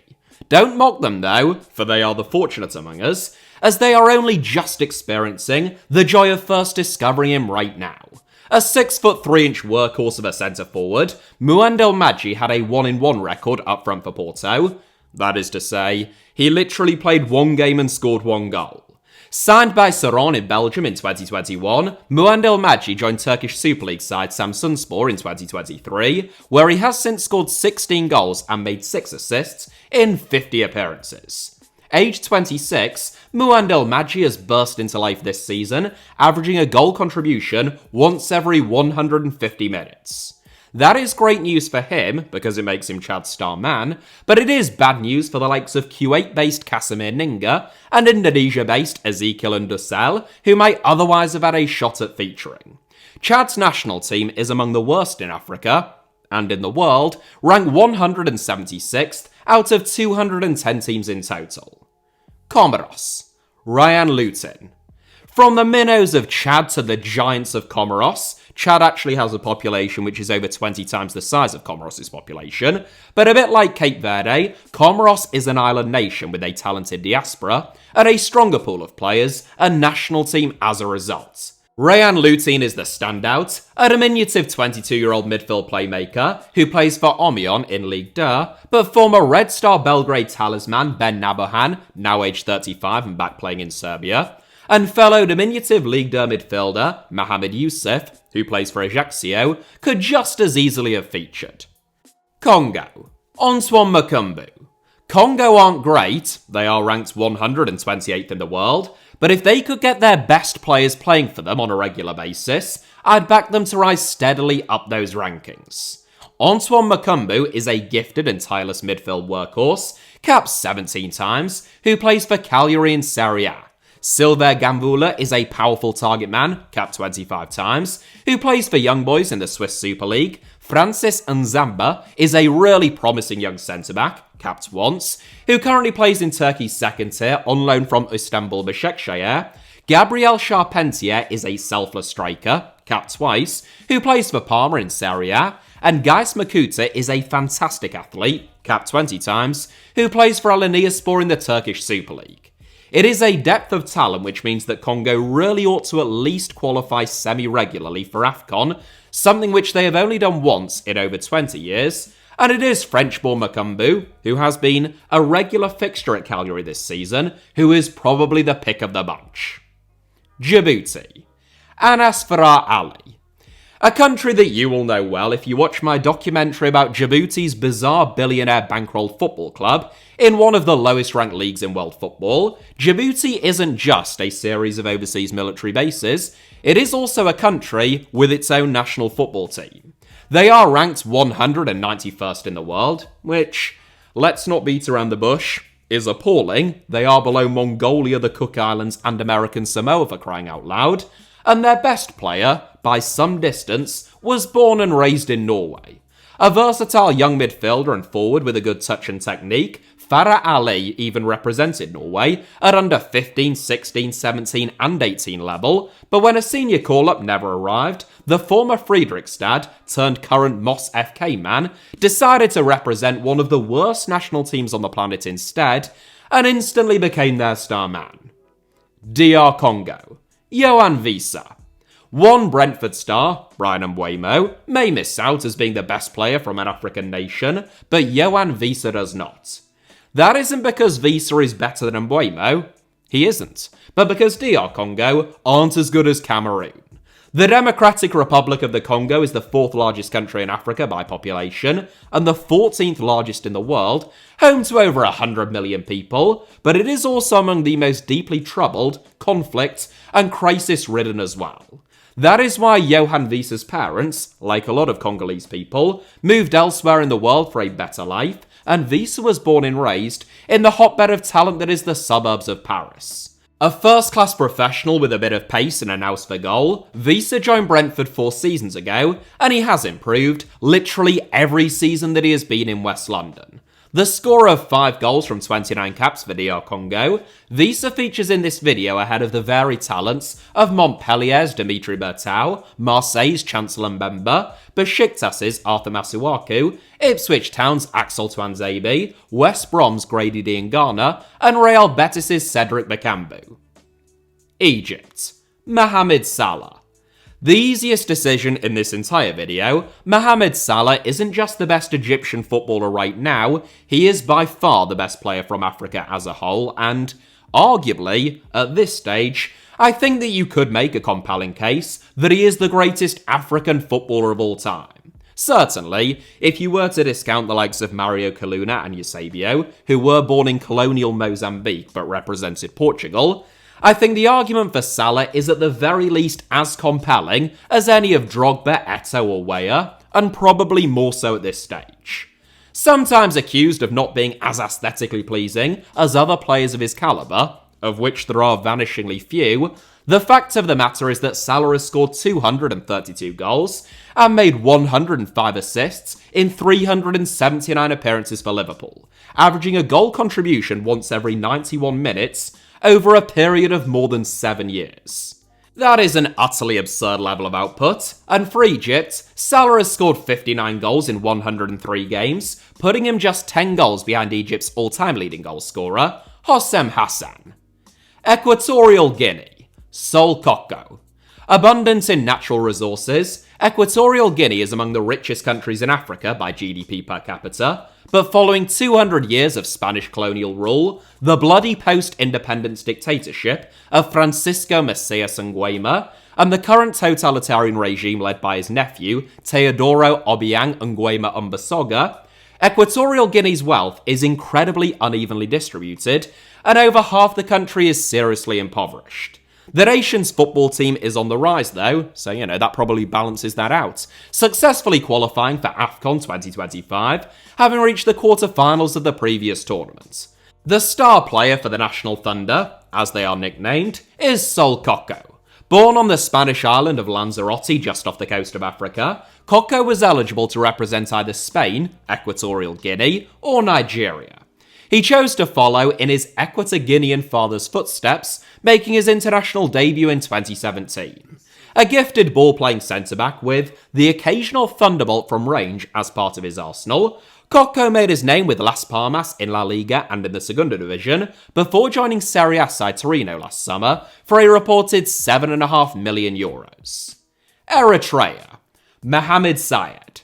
From one authoritarian dictatorship to another one, albeit on different coasts of Africa, Eritrea was colonised by the Ottomans, the Egyptians, the Italians, and, briefly, the British, before fighting a bloody almost 30-year war of independence against the Ethiopian Empire. Since then, Eritrea has been ruled by the iron fist of Isaias Afwerki, with dire consequences in almost all sectors, and football is no exception. Eritrea is currently the only unranked team in the FIFA World Rankings, which, as I covered in a feature-length video should any of you be interested, is because they haven't played a game in 5 years and withdrew from 2026 World Cup qualifying because players kept defecting as refugees to flee the regime whenever they played abroad. That means that Mohamed Sayed, Eritrea's best player, is yet to add to the one cap that he won on his debut in 2019. An incredibly versatile midfielder come forward who can play just about anywhere, Sayed's parents were Eritrean refugees and he was born and raised in Sweden. Following a 15-year career split between Scandinavia and the United States, Sayed actually announced his retirement from football earlier this month, age 34, but it is such slim pickings from Eritrea that he is still, almost undoubtedly, the most talented eligible candidate at this moment in time, and he features as a result. Eswatini, Fanelo Mamba. The world's most recently renamed nation, Fanelo Mamba made his debut for Eswatini in 2018, which was the same year in which Swaziland was renamed Eswatini.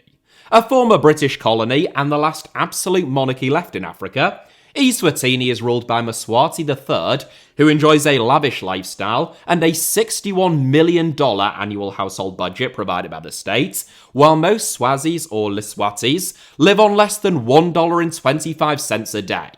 Changing their name has done little to improve the Eswatini national team's fortunes. They are currently ranked 159th in the world, and they have never appeared at a single AFCON tournament. Striker Fanelo Mamba is the nation's star man, having briefly played football abroad for Harini in Malaysia, and the scorer of 6 goals from 36 caps for the predictably nicknamed King's Shield. In truth, there will be few nations in this entire series with fewer candidates. Ethiopia. Abu Bakr Nasir. The nation that waged war with Eritrea for so long as a colonial empire, Ethiopia is the second most populous nation in Africa and the 11th most populous in the world, reportedly having recently overtaken both the Philippines and Japan. Despite an enormous football-loving population, Ethiopia's national team are also enormous underachievers, ranked 146th in the world, and only having qualified for AFCON once in the last decade. Norwegian international Tokmak Ngun's mother was Ethiopian, but I'm not sure how good she is at football, so that doesn't really help us, meaning that the best eligible candidate is probably Abu Bakr Nasir, a pacey left-winger who plays for SuperSport United, on loan from Mamelodi Sundowns in South Africa.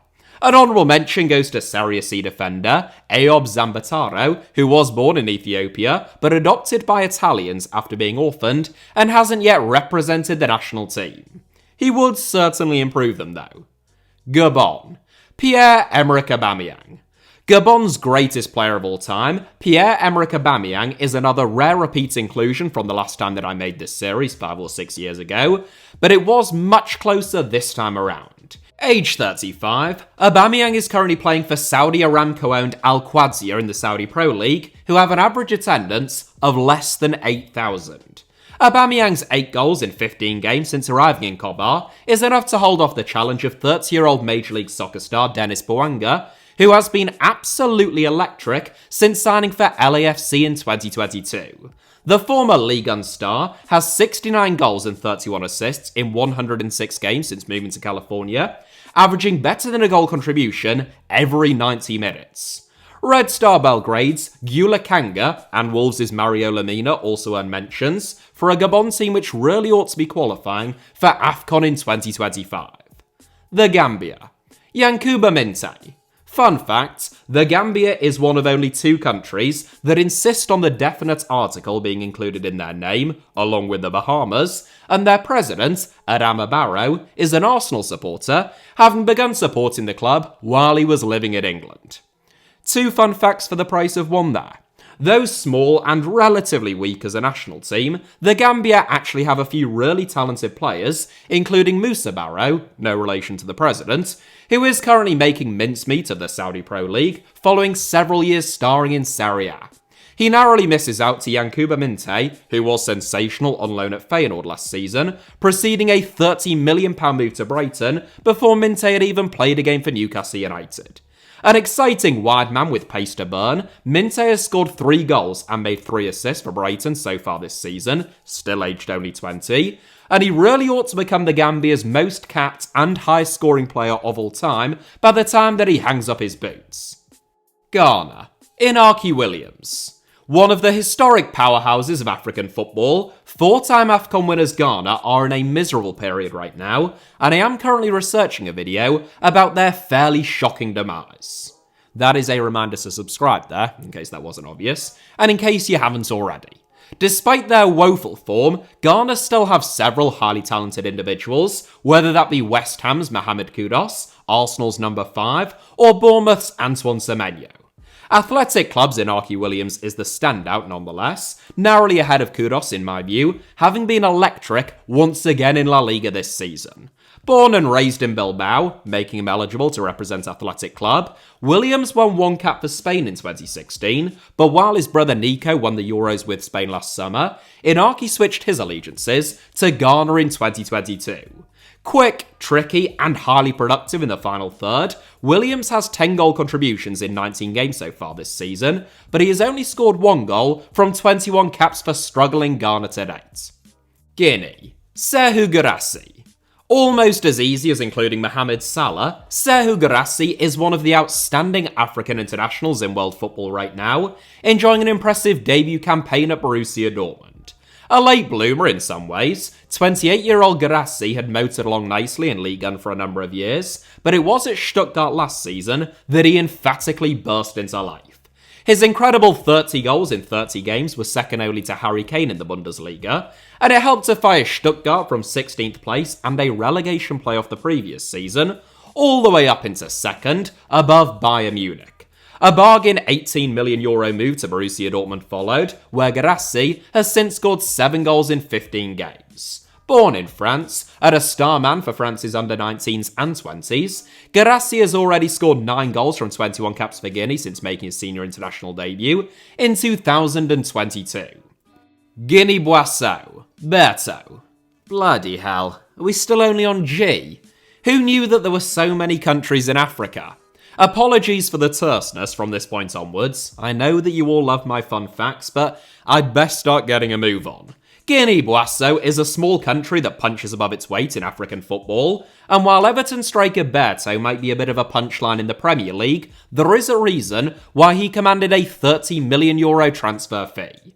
He hit double figures in successive seasons as a powerful target man at Udinese in Serie A, and the Lisbon-born frontman has scored once from 4 caps since making his Guinea-Bissau debut in 2024. He features very narrowly ahead of Brest's ever-entertaining wide man, Mama Baldé. Ivory Coast. Franck Kessié. The Ivory Coast, or the Côte d'Ivoire if you're feeling fancy, or you just speak French of course, are the reigning African champions, despite only being ranked 6th in Africa, having won the last AFCON in fairly remarkable circumstances. Lacking any single individual standout player in my view, Sporting's Ousmane Diomande, Monaco's Wilfried Singo, Ron Seko Fofana, Nice's Jeremy Boga, Brighton's Seaman Adingra, and Red Bull Salzburg's Karim Konate all deserve to be in the conversation, among others, but it is another waning Saudi Pro League star who still just about deserves to feature in my view. Former AC Milan and Barcelona midfielder Franck Kessié is an absolute workhorse, a superb athlete, and a penalty specialist. And he has taken that superb attitude to Saudi Arabia, where many other players just relax and enjoy their paycheck. Kenya.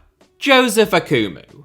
better associated with their long-distance runners than their footballers, now that Victor Wanyama is 33 years old and without a club, following 4 years in Major League Soccer with Montreal, I would argue that Kenya's standout player is probably Joseph Akumu. I wouldn't argue it too vociferously. I mean, it's really not that big of a deal. It simply would not be worth my hassle, but it is nonetheless a statement that I believe to be true.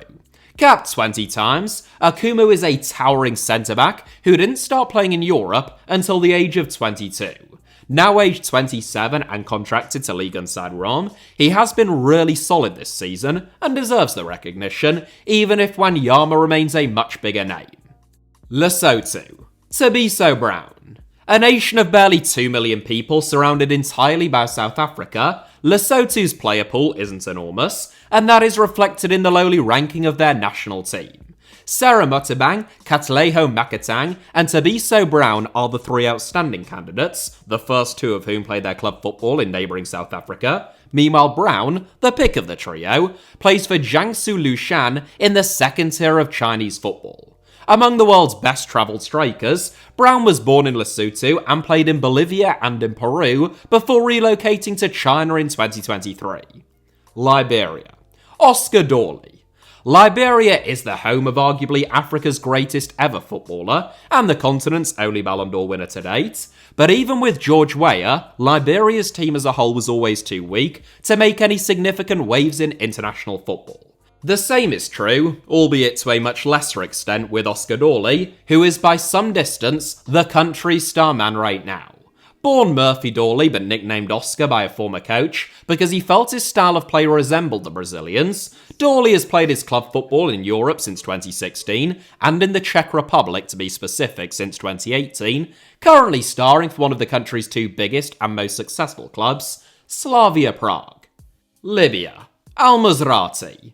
Football is the least of Libya's concerns right now, following 42 years of Gaddafi, NATO's calamitous 2011 intervention, the chaos that has since ensued and then serious flooding, but the fact remains that they haven't qualified for AFCON since 2012, which isn't very good. Al-Mazrati, full name Al-Muazzam Bella Ali Mohammed Al-Mazrati, is, again, quite comfortably, the country's standout player. Formerly of Vitória de Guimarães and Braga in Portugal, Al-Mazrati now plays for Besiktas, where he won the Turkish Cup last season, before turning his loan move into a permanent one for around €11 million. An excellent deep-lying playmaker with a fantastic range of passing and understanding of the game, Al-Mazrati retired from international football in October, aged 28, citing personal reasons, in what is a devastating blow to Libya's prospects on the international stage. Madagascar. Loic Lapoussin. AFCON virgins until 2019, where they went all the way to the quarterfinals in their tournament debut, Madagascar isn't just a DreamWorks Pictures animated movie, it is also a nation of more than 30 million people. Loic Lapoussin, who was born, you guessed it, in the suburbs of Paris, is comfortably the nation's star man, capped 21 times since making his international bow in 2020. A hard-working wing-back or wide midfielder, Lapoussin has played a key role in Royal Union Saint-Gilloise' meteoric rise since he joined the club, also in 2020. Malawi. Gabadinho Mahango.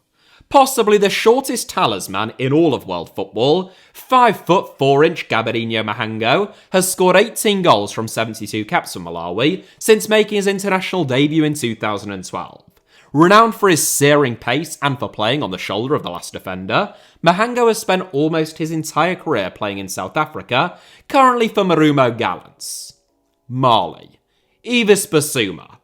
RB Leipzig's Amadou Haidara and Everton's Abdoulaye Doucouré deserve very honourable mentions, but Tottenham's Yves Bissouma is Mali's main man. Born in Ivory Coast, Bissouma is a naturalised Malian citizen, having moved there at the age of 13 in order to pursue a career in professional football. His big break came in 2016, when he was signed by Lille and made his debut for the national team, before being identified by Brighton's data-driven scouting team. 4 years at Brighton was enough to catch the eye of several leading clubs, but instead, Bissouma joined Tottenham. I'm sorry, Spurs fans, that was a joke and not a very good one. In and out of the team this season, Bissouma's role and responsibilities divide opinion among Spurs fans, but at his best, and in the right system, Bissouma is a real asset, as he illustrated at both Lille and Brighton. Mauritania. Aboubakary Keita. One of the most exploited populations on the planet, 90% of Mauritania is made up of the Sahara. Meanwhile, more than 2% of the country's population, of fewer than 5 million, are estimated to be modern-day slaves. Aboubakary Keita, the national team starman since deciding to represent them in 2023, was born in Senegal and raised in Belgium. Eligible to represent Mauritania through his half-Mauritanian father, Keita is a quick and gifted wide man who, having never previously played outside of Belgium, joined Greek side AEK Athens for a reported €4 million last summer. Mauritius. Lindsay Rose. One of the richest and most developed countries in Africa by most metrics, Mauritius is a tropical island paradise of barely 1 million people, which relies heavily on tourism. The only majority Hindu nation in Africa, I didn't say that there would be no more fun facts at all, French-born former France youth international Lindsay Rose, and that isn't a woman's name, plays his club football in Greece for Aris and is the nation's standout player. Honourable mentions nonetheless go to Australian-born Dylan Collard, who plays his club football for Maritimo in Madeira, and, yes, Paris-born Kevin Brew, who is currently without a club, age 36, but previously starred for the likes of Levski Sofia and Ipswich Town. Morocco. Achraf Hakimi. Africa's first World Cup semi-finalist at the most recent World Cup, Morocco probably have the strongest pool of players in African football at this moment in time. Al Hilal goalkeeper Yassin Bounou, Fenerbahce striker Youssef En-Nesyri, and Real Madrid wideman or number 10 Brahim Diaz, who scored 1 goal from 1 cap for Spain and has so far scored 7 goals in only 8 appearances for Morocco since switching his international allegiances, meaning that he had to be seriously considered, all earn honourable mentions, but Achraf Hakimi is one of the best fullbacks in the world. Formerly of Real Madrid, Borussia Dortmund and Inter Milan, Hakimi has already won a quite incredible 82 caps for Morocco at the age of only 26, giving him a realistic prospect of becoming one of the most capped male footballers of all time. Mozambique. Reinildo Mandava. Described by Bob Dylan as a magical land in a song named Mozambique on his 1976 album Desire, released shortly after the end of the Mozambican War of Independence, Mozambique is a historically and presently deeply troubled yet fascinating nation, which I talked about at length in a totally nonsensical video about a football club that doesn't exist a while ago. A former Portuguese colony who gave Portugal their 2 greatest players of all time, at least prior to Luis Figo and Cristiano Ronaldo, and arguably still their greatest, it won't surprise you to discover that Mozambique's current best player by a country mile also made his name in Portugal. Formerly of Benfica and Belenenses, Reinildo Mandava can play at either left-back or centre-back, and the 31-year-old, capped 47 times by his native Mozambique, has spent the last 3 years playing under Diego Simeone for Atletico Madrid. Namibia. Peter Shalalule. The toughest call yet in this video, it is difficult to split Peter Shalalule, who has scored an astonishing number of goals since joining Mamelodi Sundowns in 2020, and Dion Hotto, who also plays in South Africa for the Orlando Pirates, and has arguably made a greater contribution to Namibia's national team. Ultimately, Shalalule's goals are difficult to overlook, 96 in 182 games for Mamelodi Sundowns in total, so the 31-year-old just about sneaks in. An honourable mention also goes to Ryan Nyambe, who plays for Derby County in the Championship. Niger. Ali Mohammed. Not to be confused with the Ali Mohammed who worked as a double agent for both the CIA and Egypt's Islamic Jihad simultaneously, reporting on the workings of each for the benefit of the other. I can imagine there was some confusion there. Niger's best footballer, Ali Mohammed, works for Israeli football club Maccabi Haifa and has no involvement in any kind of international espionage, at least as far as I'm aware. A talented midfielder who was previously contracted to Bordeaux, Mohammed has been playing his club football in Israel for the last 10 years, now aged 29. Nigeria. Victor Osimhen. With all due respect to Galatasaray, who are a massive football club, Victor Osimhen is simply far too good at this stage of his career to be playing in a league that is ranked 10th in Europe by UEFA, below the Belgian and Czech top flights. Age 26, Osimhen is one of the best strikers on the planet, whose absolute peak may still lie ahead of him. Instrumental in Napoli's historic 2022-23 Serie A title win, in which he scored 26 goals in 32 games before falling out with the club, Osimhen is a prolific goal scorer, a willing runner, and he has an incredible talent to make mediocre passes look like brilliant ones, thanks to his intelligence and athleticism. Nigeria, which is the largest country in Africa and the 6th largest in the world, with a population of well over 200 million people, obviously have lots of other good players, Ademola Lookman chief among them, but none who come close to Osimhen. Réunion. Ryan Ponti. Réunion isn't actually a country, it is a French overseas department, but they have their own CAF-affiliated national team, which means that they feature in this list. Former Marseille and West Ham star Dimitri Payet was actually born on the island, but he represented France, thus rendering him ineligible, which means that it is a tough choice between Réunion's all-time leading goal scorer, Jean-Michel Fontaine, who has scored 15 goals from only 30 caps, previously played 3 games for Fleetwood Town, but is now back playing in Réunion, age 36, and Ryan Ponti, who is the only inclusion in this video who doesn't have his own Wikipedia page, but is a regular fixture for US Orléans in France's third-tier Championnat National, which is enough for him to feature for Réunion, who aren't FIFA members and therefore don't feature in the FIFA World Rankings. Rwanda. Djihad Bizimana.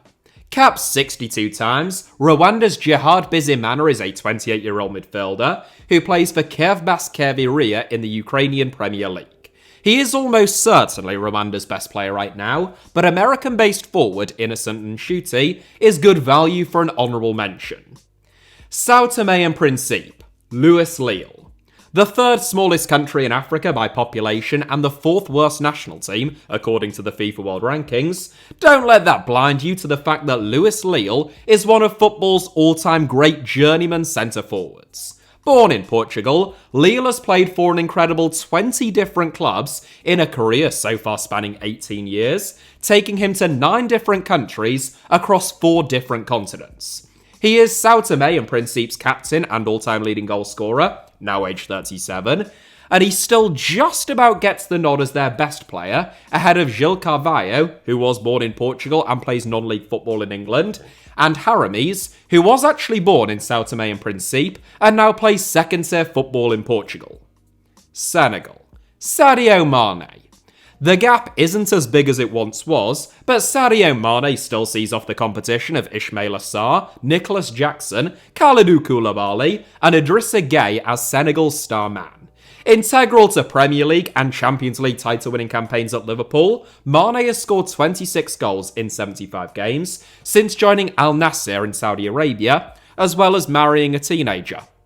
Seychelles. Charmin Housel. The smallest and the richest country in Africa per capita, the Seychelles actually has a higher nominal GDP per capita than the likes of Romania, Russia, and Argentina. That's great and all, but their football team is still absolutely dreadful, ranked 201st out of 210 teams in the FIFA World Rankings, without a win since beating Sri Lanka over 3 years ago. Charmin Housel, who is half German and half Seychellois, and represented Germany at under 17 level before becoming a full international for the Seychelles, is the country's best player by a fair old margin. Capped thrice since then, Housel, formerly of Mainz, plays his club football for Babelsberg in Germany's 4th-tier Regionalliga these days. Sierra Leone. Steven Corker.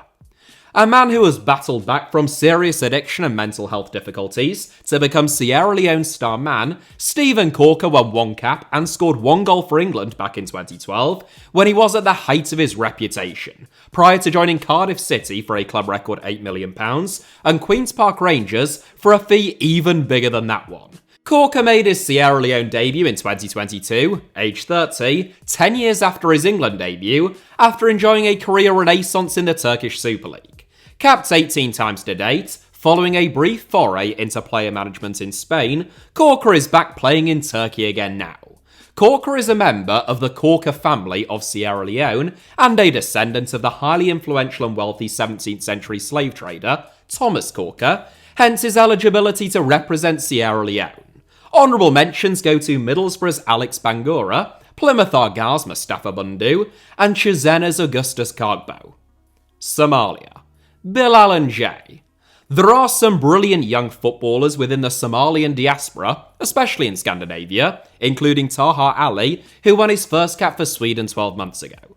The Somalia national team themselves, for a variety of reasons in a nation plagued by instability, unrest, and economic hardship, are currently the lowest ranked African nation, excluding Eritrea who are suspended, and the 9th lowest ranked in the world. Bilal Njai, who was born in Norway to a Gambian father and a Somalian mother, decided to represent Somalia in 2023, becoming their starman overnight. A gifted 6-foot-wide man, Njai has spent his entire career playing in Norway, where his parents made home before he was born, and he currently plays for Odd, who were relegated from the top flight of Norwegian football last season. South Africa. Ronwen Williams. The only African nation to have hosted a FIFA World Cup, the legacy of the 2010 World Cup on South African football has been suboptimal, shall we just say. Despite a 60 million plus population and an immense passion for the sport, Bafana currently ranked 57th in the world, below the likes of Mali, Tunisia, and Iraq. They still have some talent. Qatar SC's Percy Tau, Mamelodi Sundowns' Tembers Vane, and Burnley's Lyle Foster all deserve some love, but it is goalkeeper Ronwen Williams, who spent time in the Tottenham Hotspur Academy, who is the standout. Aged 32 and capped 50 times by Bafana, Williams has excellent reflexes and distribution, and in the last 2 years, he has won the African Cup of Nations Best Goalkeeper Award, the African Football League Best Goalkeeper Award, and the African Goalkeeper of the Year Award, as well as becoming the first South African to be nominated for either the Yashin Trophy or any award for that matter at the Ballon d'Or ceremony, where he was named as the 9th best goalkeeper in the world in 2024. South Sudan. Tito Akalo. It's a toss-up between PSM Makassar's Tito Akalo and Nassaf's Valentino Yule for South Sudan. Obviously, you don't need me to tell you that. And to my mind, it is Akalo who comes out on top. Born in Uganda but a South Sudan international since 2020, Akalo played in Uganda, Tanzania, Macau, Kenya, and Iran before moving to Indonesia. And his 6 goals from 25 caps means that he is already the all-time joint highest goal scorer for the nation that is currently ranked 7th from bottom in Africa. Sudan. Mohamed Abdulrahman. Sudan are a whopping 57 places above South Sudan in the FIFA World Rankings, aided by having over 4 times the population, and that is reflected in the calibre of their star man. Mohamed Abdulrahman is a prolific marksman who has scored 23 goals from only 55 caps for Sudan, and he will soon likely overtake 80-year-old Sudanese legend Nasser Eddin Abbas as the country's all-time leading goal scorer. Following a brief stint playing in Algeria, where he was, let's just say, a little bit less prolific, Abdulrahman is back in his comfort zone and back banging in goals for fun in Sudan now. Tanzania. Mbwana Samatta. His 1 goal in 14 Premier League games following an £8.5 million move to Aston Villa might have been quite forgettable, but on the international stage, Mbwana Samatta is Tanzania's talisman. Currently contracted to PAOK in Greece, where he has only managed to score 3 goals in 53 games, Samatta captains Tanzania and has scored 22 goals from 83 caps for his country, which means that he too will likely soon become his country's all-time leading goal scorer. Honourable mentions go to Simon Masava, Hamid Mao, who is of no relation to the People's Republic of China founder, Mao Zedong. Again, probably some confusion there. And Novatus Moroshi, or Tanzania's Holy Trinity, as I like to refer to them. But Samatta is the best player from the country, which is home to Africa's tallest mountain. Yes, Mount Kilimanjaro, of course. We are still laughing and learning, even at this late stage, aren't we? Togo. Kojo Fodo Laba. The obvious choice for Togo, the birthplace of Arsenal's chief antagonist Emmanuel Adebayor, would be long-term Getafe centre-back and club captain Jene Dakonam, who I believe featured in this series many moons ago, and would be a perfectly reasonable inclusion once again now. Meanwhile, Sadiq Fofana and Kevin Denke aren't too far behind. Whilst Jene has had one or two iffy moments in La Liga this season though, another star of the Togo team, Kojo Fodolaba, has been scoring goals at a rate unlike almost anyone else in world football. Alright, sure, it is for Al Ain in the Qatar Stars League, but Laba, who now plays under former Ligue 1 title-winning head coach Leonardo Jardim, has smashed in 15 goals in only 10 league games so far this season, and 135 goals in 167 games for Al Ain in total. Those are almost Asamoah Gyan numbers. Tunisia. Elias Skiri. Tunisia may rank just outside of the world's top 50, but they have qualified for the last 2 World Cups and every AFCON since 1994, winning the tournament in 2004. Longtime talisman Wabi Kazri is 33 years old now and retired from international football in 2022, but still warrants a mention, as do Aissa Leidouni, Ali Abdi, and Hannibal Majebri, but in the year of our Lord 2025, I think Elias Skiri is Tunisia's best player. Born in France but capped 69 times by the nation of his father, Skiri is a dogged, determined, and tough tackling defensive midfield enforcer, formerly of Montpellier and Caen, who has been starring for Eintracht Frankfurt since 2023. Uganda. Dennis Oyango.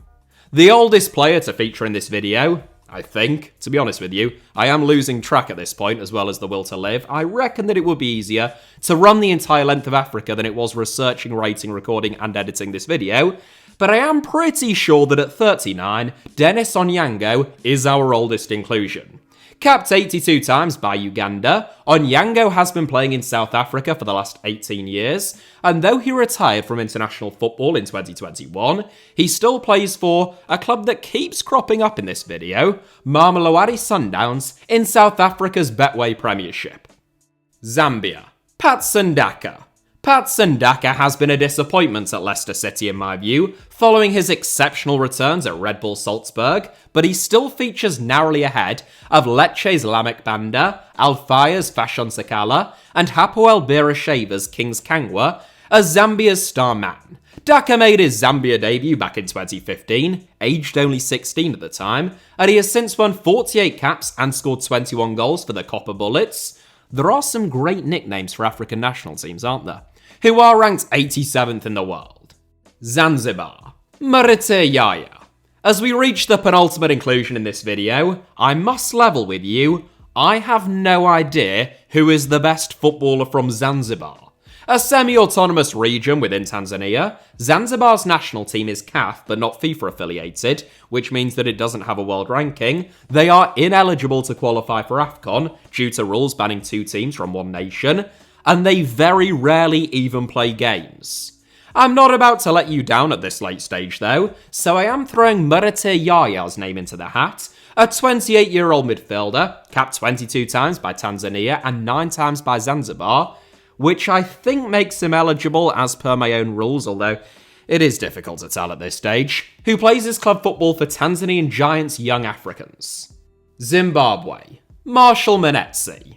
If you've made it this far without skipping anything, then quite frankly, you deserve an all-expenses-paid trip of a lifetime to Zimbabwe, but unfortunately, I don't own the channel and I don't have access to resources to facilitate those kinds of giveaways. Go and subscribe to Alfie Potsama where, if he gets big enough, I guarantee you that he will give away free trips to Zimbabwe like Mr. Beast. The final inclusion in this video is none other than Marshall Manetsi, the main man in the heart of Zimbabwe's midfield, who has played his club football for Rom in Ligue 1 since 2019.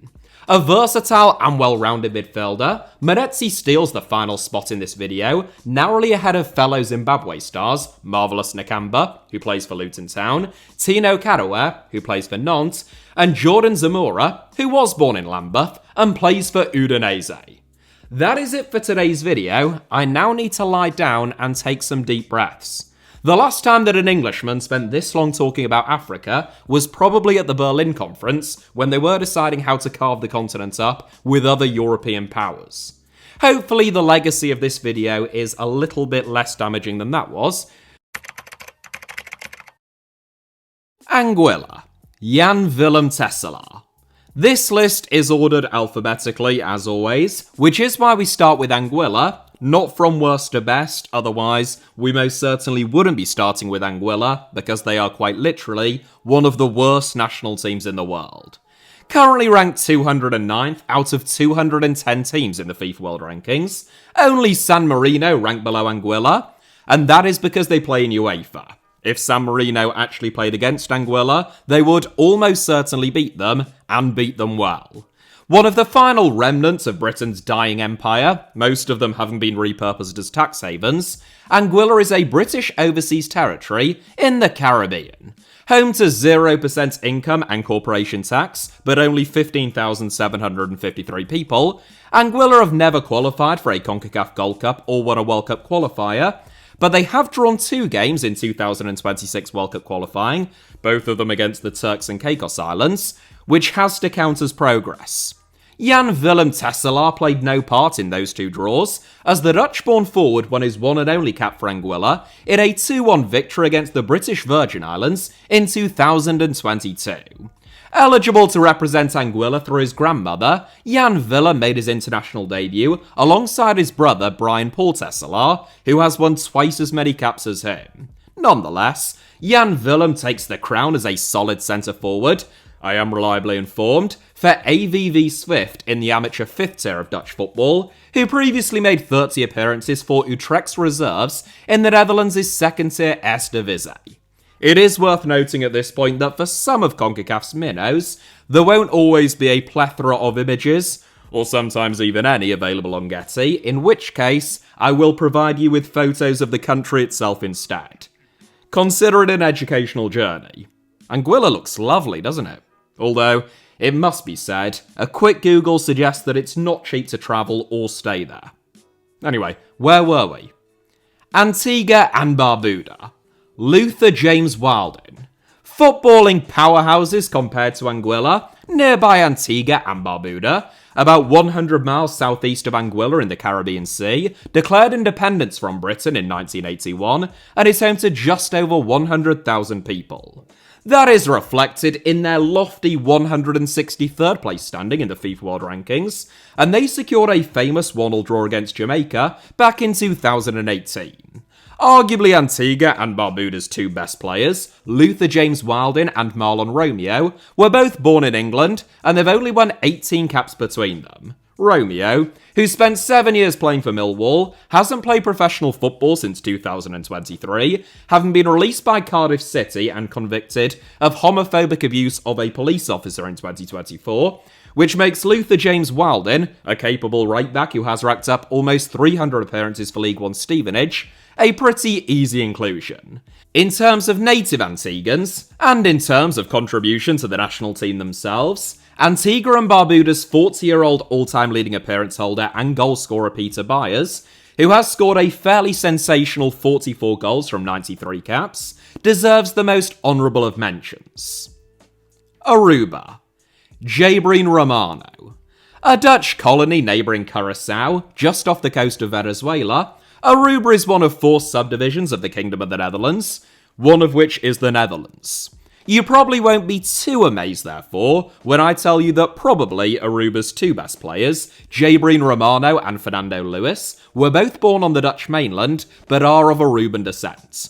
Romano, who spent time in the Stoke City, Braintree Town and Aldershot Town academies in England, is currently without a club, having recently been released by Den Bosch. Lewis, meanwhile, who has been capped 5 times, previously played for AZ, Willem II and Quick Boys, but is currently playing for OFC Ushtan in the 9th tier of the Dutch game. Undoubtedly better credentialed over the course of his career as a whole, the Dutch 9th tier is a very low level of football, so it is the out-of-contract 20-year-old left-back Romano, who is yet to make his senior professional debut, who takes the crown for now. Shout out to Javier Jimenez, it must be said. Must it? Yes, it really must. A 25-year-old forward who was born in Aruba, has scored 2 goals from 16 caps since 2019, and plays his club football for BSV Schwarz-Weiß Reiden in the 4th tier of German football. Bahamas. Ian Lowe or Christopher Rahming. Better known for their white sand, turquoise beaches and coral reefs than their footballers. You may be sensing something of a theme emerging in the early part of this video. The Bahamas is actually home to over 400,000 people, making it the 6th largest Caribbean nation, but their football team is still ranked as the 6th worst in the world. I can't split 23-year-old goalkeeper Ian Lowe, who has won 6 caps for the Bahamas, but none since 2021, when he moved to the United States where he now plays college soccer, and 26-year-old number 10 Christopher Rahming, who has won 8 caps for the Bahamas, and has played his club football in Italy with amateur club Castellanata Calcio 1962 since 2022. He too previously played college soccer in the United States. If any Bahamians are watching, please do let me know who you would pick, and I will take your word for it. Lowe versus Rahming is very much the Messi versus Ronaldo of the Bahamas. Probably. Barbados. Thierry Gale. The birthplace of longtime fan of the channel and Grammy Award winner Rihanna, who is forever sliding into my DMs requesting that I make What on Earth is Going On videos about beleaguered third-tier Bulgarian clubs. I hope that she won't mind me revealing that. Barbados is smaller than the Bahamas, but they have a much stronger national team. Scaling the dizzying heights of 178th in the world at this moment in time, sandwiched in between Montserrat and Mauritius, candidates for Barbados include the likes of former Everton trainee Hallam Hope, who was born in Manchester, but has scored 4 goals in 6 games for Barbados, and most recently played for Morecambe, midfielder Niall Reid-Stephen, who plays for Tormentor FC of the USL League One, and has scored 9 goals from 20 caps for Barbados, and 24-year-old Nicolo Braithwaite, once of Leyton Orient, who plays for ACS Progresul Azaris in the 4th tier of Romanian football. I should say, despite Rihanna's keen interest in this channel, for which we cannot rule out her having some ulterior motives, cricket is more popular than football in a lot of Caribbean nations, Barbados included. Nonetheless, the outstanding candidate is, of course, 5'6" Bridgetown native Thierry Gale, who has carved out an impressive career for himself in Europe, starting out at Budapest Honvéd, followed by a brief stint at Rapid Vienna, and only very recently having joined Bolton Wanderers. Aged 23, Gale has scored 8 goals from 15 caps since making his senior international debut at the age of only 15, and becoming Barbados' all-time leading goal scorer, Llewellyn Riley holds the current record with 23, should be a realistic target. Belize. Carlos Bernardes. One of the most beautiful countries in the world, which also has one of the world's highest murder rates. I suppose that's probably a risk worth taking, on the balance of things. This isn't a travel channel, just to be clear, so please don't take my word for it, but if this video hits 15,000 likes, then I will definitely travel to Belize for the Alfie Potami YouTube channel, watch a Belize home game, and provide you all with my honest assessment as to where it falls on the beautiful versus dangerous paradigm. If that happens, then I will be blessed with watching the lightning feet, sharp instincts, and traction engine of a right foot that is Carlos Bernardes. Born in Belize to Honduran parents who were en route to the United States at the time, Bernardes plays for CD Victoria in the Honduran top flight, but in 2019, aged 26 and not yet having received a call-up from Honduras, he accepted an invitation from his native Belize. He has since scored 4 goals in 16 games, and features narrowly ahead of teammates and compatriots Eugene Martinez, Deshaun Nembard, and Michael Salazar. Bermuda. Naki Wells. Ranked 162nd in the world, which puts them just below Myanmar and Afghanistan. Say what you want about Bermuda's system or tactics, but they are excellent at making triangles. Championship bagsman and short-time Premier League striker Naki Wells isn't just Bermuda's standout player right now, ahead of Sutton United's Kane Critchlow, former New York Red Bulls reserve Zako Lewis, and one-time West Ham trainee Jar Parfit. He is up there with Man City legend Sean Gota as one of the country's greatest players of all time. Tied with Gota, in fact, as Bermuda's all-time leading goal scorer, with 20 goals from 27 caps, Wells is the 7th highest scorer in the history of the rebranded championship, and, aged 35, he recently dropped down to League One with Luton Town. Bonaire. Jort van der Sande. Another Dutch colony, Bonaire's national team aren't even FIFA members, which means that they don't play in World Cup qualifiers or feature in FIFA's world rankings, but they are members of Concacaf. A native of Den Bosch in the Netherlands, Jort van der Sande was eligible to represent Bonaire because he spent 5 years living there with his family as a child, and he accepted a call-up while playing for Den Haag in 2023. A veteran of the Eredivisie, where the 29-year-old has scored over 50 goals, Van der Sande spent last season at Dundee United, where he failed to score in 32 league outings, but he is now back in the Eredivisie with Camber. Capped 9 times, he was among the easiest inclusions in this video. The British Virgin Islands. Jerry Wiltshire. The island where Britain previously sent their virgins, before Arsenal fans were invented and it became socially acceptable, the British Virgin Islands is still a British colony and, yes, you guessed it, also a tax haven. We didn't really send virgins there though, and I do apologise to any Arsenal fans for the stray bullet that they just caught. I thought that it was funny. The third worst national team in the entire world, as per FIFA World Rankings, Islander native Tyler Forbes, who plays for 8th tier Witham Town, and English-born Jerry Wiltshire, who plays for 6th tier Hampton and Richmond Borough in the National League South, are probably the national team's outstanding players. 6 is a higher level than 8, as the most intellectually rigorous among you will have known without me even pointing it out, so Wiltshire features for the Virgins. Canada. Alphonso Davies. The first country to feature in this video with more than 500,000 inhabitants, that has been to a World Cup, and that ranks in the top 100 of the FIFA World Rankings, Canada actually ranked 28th in the world these days, following an impressive recent rise and significant development, which I covered in a fairly recent video.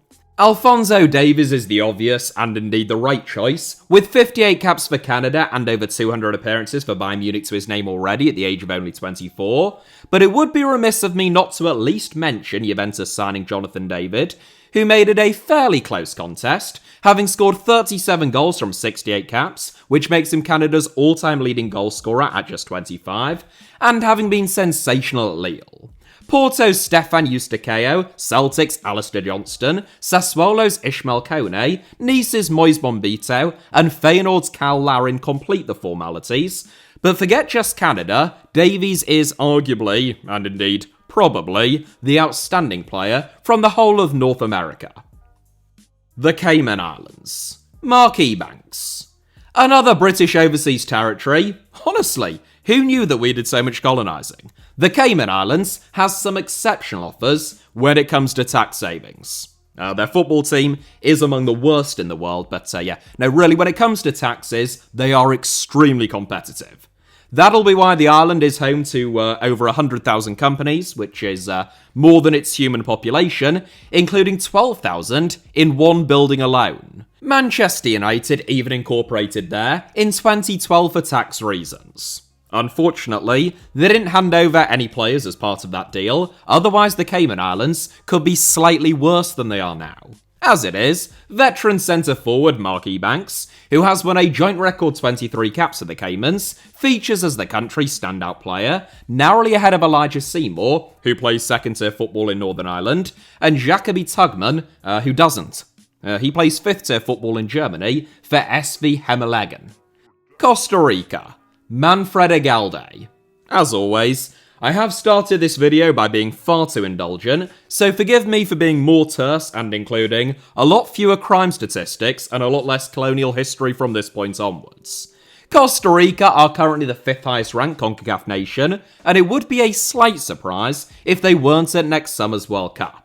It would be tempting to pick 3-time Champions League winner Keylor Navas, who is Costa Rica's greatest player of all time and still plays top-flight football in Mexico, age 38. Meanwhile, fellow goalkeeper Patrick Sequeira of Casapia in Portugal and New York City FC's Alonso Martinez are players of real pedigree. But Manfred Egalde is a very sharp forward who has scored goals everywhere that he's been, and the 23-year-old is currently in Russia, playing for Spartak Moscow. That means that you won't see much of him in European competitions or any of him, but he has already scored 10 goals for Costa Rica, and you may well see him at the next World Cup. Cuba. Christian Joel. The 7th largest Concacaf nation, Cuba's quirky selection policies and fondness for baseball means their national team punches well below its weight, currently ranked 166th in the world. Christian Joel, no relation to Billy, is the first uncapped inclusion in this video, having been born in Havana but raised in Spain, and never called up by Cuba's national team. A talented 6'4" goalkeeper who plays second fiddle to Ruben Yanez at Segunda Division side Sporting Gijon, Joel features ahead of Michael Reyes, Luis Paradella, and recently departed Norwich City man Arnel Hernandez. Curaçao. Juninho Bacuna. The only team in this video to have recently played a mid-season friendly against Hull City while on warm weather training in Turkey, they won 1-0, Curaçao are ranked 86th in the world, which makes them undeniably not the worst team in North America. A talented Dutch diaspora undoubtedly helps matters, with Curaçao's star players Eloy Room, Livano Comamencia, Rangelo Janga and former £15 million Brighton man Jurgen Lacadia, all having been born in the Netherlands. The same is true of Juninho Bacuna, Curaçao's main man, who was born in Groningen but has won 40 caps and scored 12 goals for Curaçao. Aged 28, the former championship star recently joined Gaziantep in Turkey, following a single season in Saudi Arabia, presumably having enjoyed his time there while training and playing against Hull City. I will also mention his older brother, Leandro Bacuna, formerly of Aston Villa, who also plays in Turkey now, just because I don't want to cause any bad blood in the family. Dominica. Julian Wade. You know it, I know it, everyone bloody knows it. The best Dominican footballer is quite obviously Julian Wade, and anyone who says Troy Jules, whilst you have got to respect the Norwegian 4th tier number 10, I just don't think that you can take them seriously. Now, Toby Jonope, who is eligible to represent Dominica, might be a different conversation, but since he was born in the United States and hasn't yet represented Dominica's senior team, as per the rules of this video outlined by the United Nations and Section 4B of the Pizza Code of Conduct, he isn't eligible. Julian Wade, who plays 5th tier football in Scotland for Formartine United, is eligible, and with 20 goals from 50 caps to his name, he is not only eligible, he is the outstanding candidate, and surely a candidate for the player who plays in the most varied climates on a routine basis. Fun fact, Wade was born in Dominica, but he won 4 caps for Montserrat between 2010 and 2011 before switching his allegiances to Dominica and becoming their all-time leading goal scorer.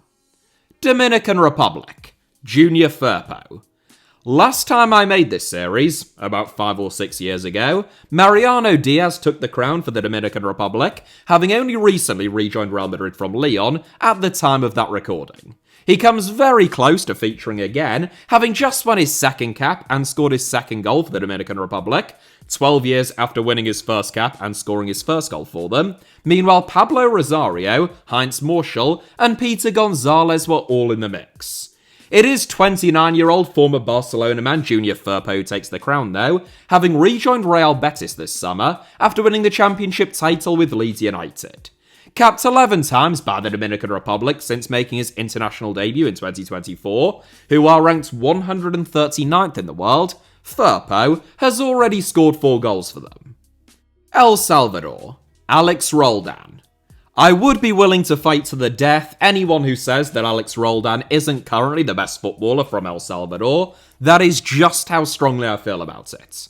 Brian Hill, not to be confused with Girona's Brian Hill, formerly of Tottenham, this one plays in Russia, comes close, but Roldan has played close to 250 games for the Seattle Sounders, and almost 200 in Major League Soccer alone.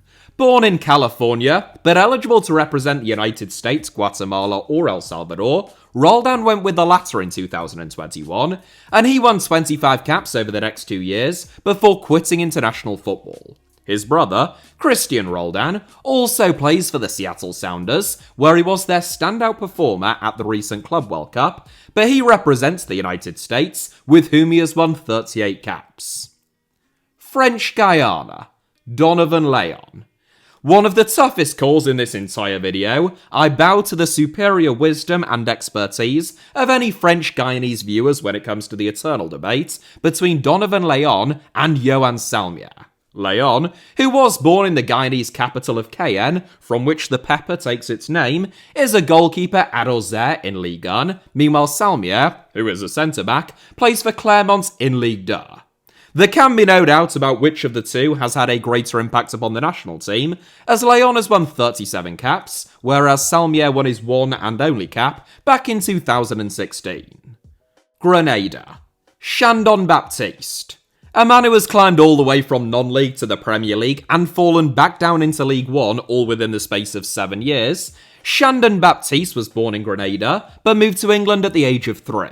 He made his name at Oxford United in League 1, where he went on loan to Hampton and Richmond Borough in the National League South, before joining Brentford, where he won promotion to and made 55 appearances in the Premier League.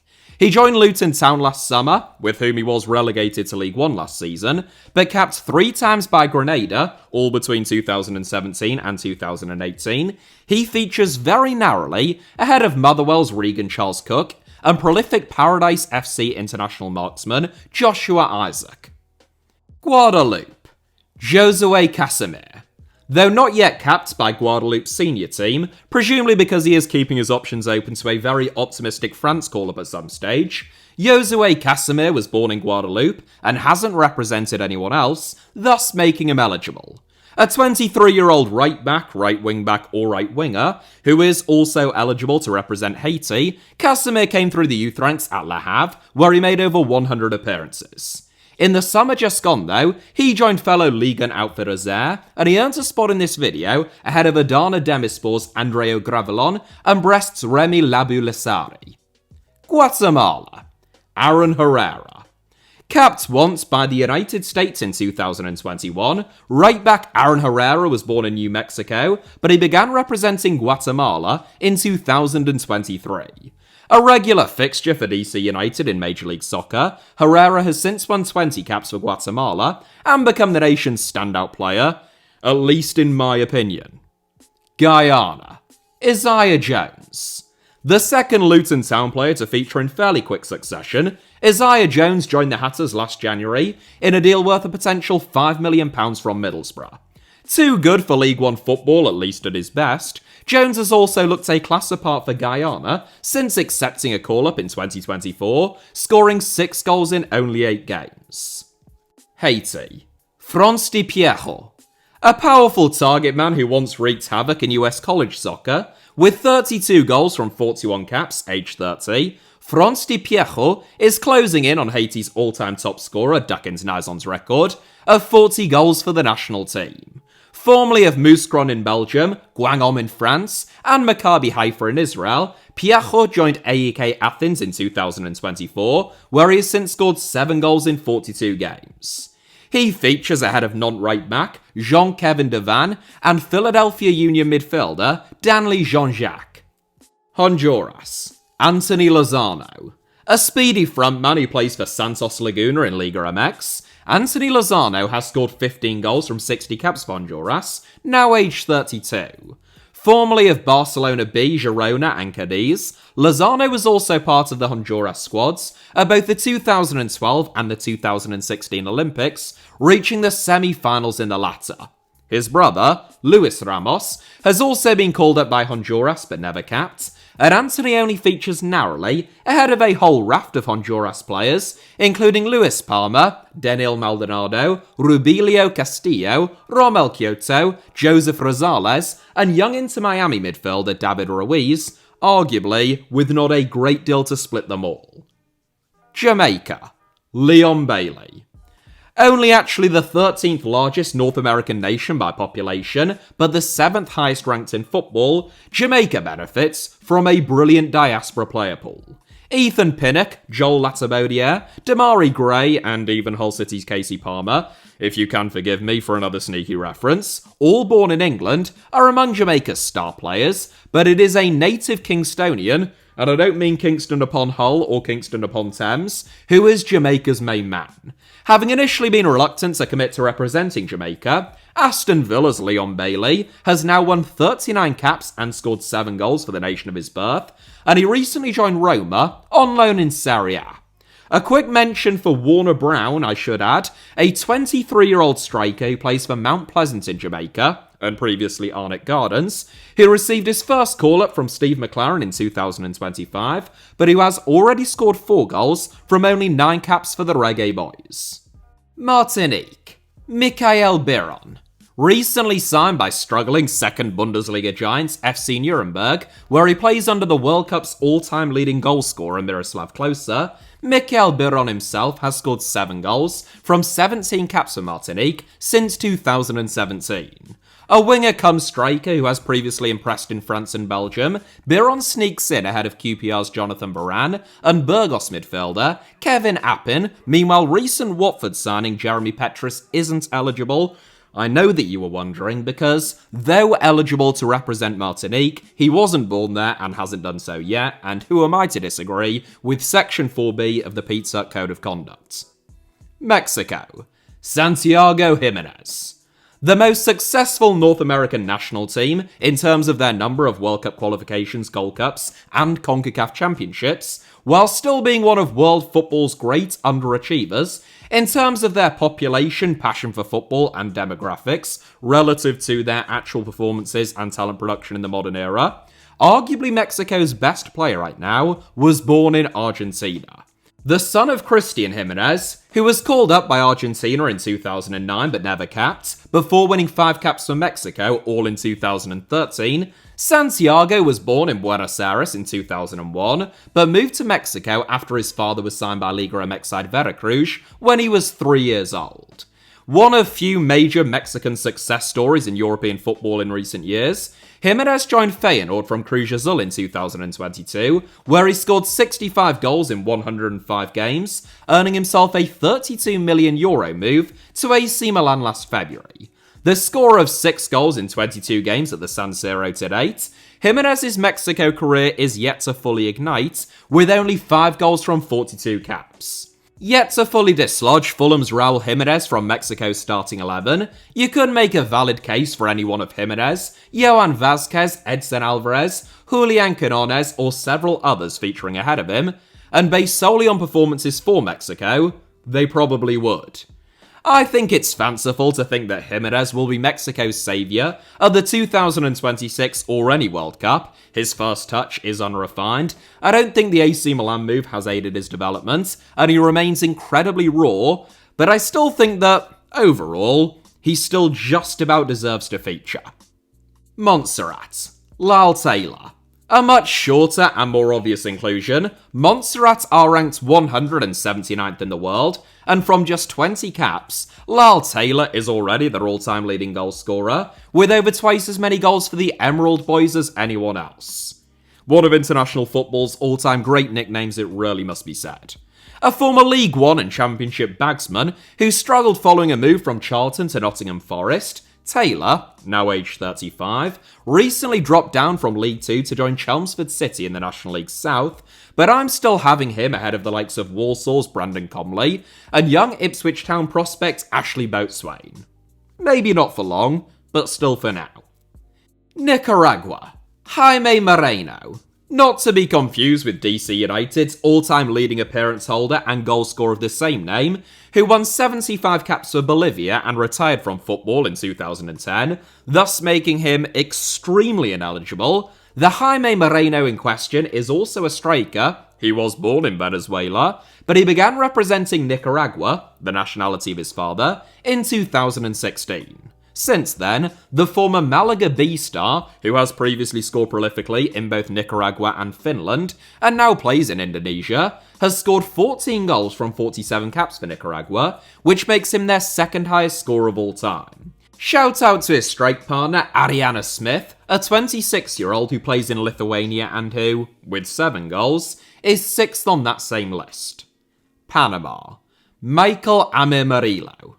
It was a toss-up between Michael Amarillo, Adalberto Carrasquilla, and Jose Cordoba for Panama, and I think that you could make a case for all three. Murillo plays for Marseille, age 29, having made his name with Anderlecht and with the New York Red Bulls. Carrasquilla plays for Pumas in Mexico, age 26, having also previously starred in Major League Soccer with Houston Dynamo. And Cordoba, the youngest of the trio at 24, just entered his second season with Norwich City in the Championship. Murillo edges it, but Cordoba arguably has the highest ceiling, and Coco Carrasquilla undoubtedly the best nickname and hair, which is what really matters. Puerto Rico, Jeremy de Leon. It makes a change falling all of the British, French and Dutch colonies to come to an American one. Not a colony, but an unincorporated territory without political representation. Puerto Rico's national team, ranked 157th in the world, predates the foundation of Concacaf by over 20 years, and they very nearly made it through to the third round of 2026 World Cup qualifying.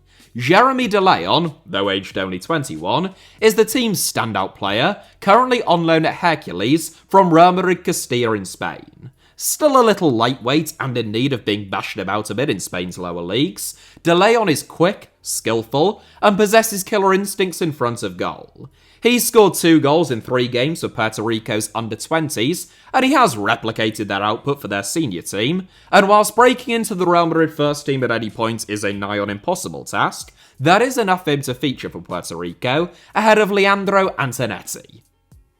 St. Kitts and Nevis. Romain Sawyers. A bit of an EFL icon, Romain Sawyers has one of the most languid and relaxed styles of play that I have ever witnessed in the flesh, but his refined touch and passing abilities have seen him rack up close to 500 appearances in the English game, 19 of those coming in the Premier League. Currently without a club, age 33, Sawyers most recently played for Bristol Rovers in League 2, and he has been capped over 50 times by St. Kitts. You could make a case, given that he is younger, in contract, and playing at a higher level, for Tyrese Simpson, though the 23-year-old is still yet to open his League One account for Stevenage. Meanwhile, St. Kitts' 34-year-old number 1, Giuliani Archibald, deserves at least an honourable mention, having been capped 73 times, and currently playing for Platense in Honduras. St. Lucia. Rico Hackett-Fairchild. There are several English-born players, mostly of Caribbean descent in this video, and Rico Hackett-Fairchild is another one. It would have been a very weird way to introduce him if he wasn't.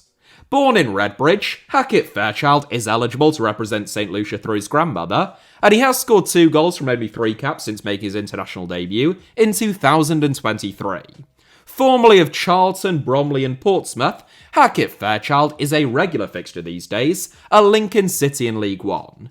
He features narrowly ahead of Chris Farino Joseph, who was also born in England, and who plays for League One Bolton Wanderers, and Janoi Donasayan, who was born in St. Lucia, but plays for League Two Chesterfield. San Martin. Keelan Le Bon.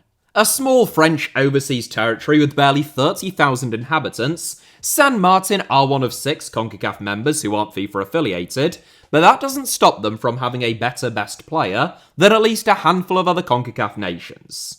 Keelan Le Bon was born in Paris, but he won the first of his 3 caps for San Martin in 2023, aged 26 at the time, pretty much instantly becoming the most accomplished current player in the national team.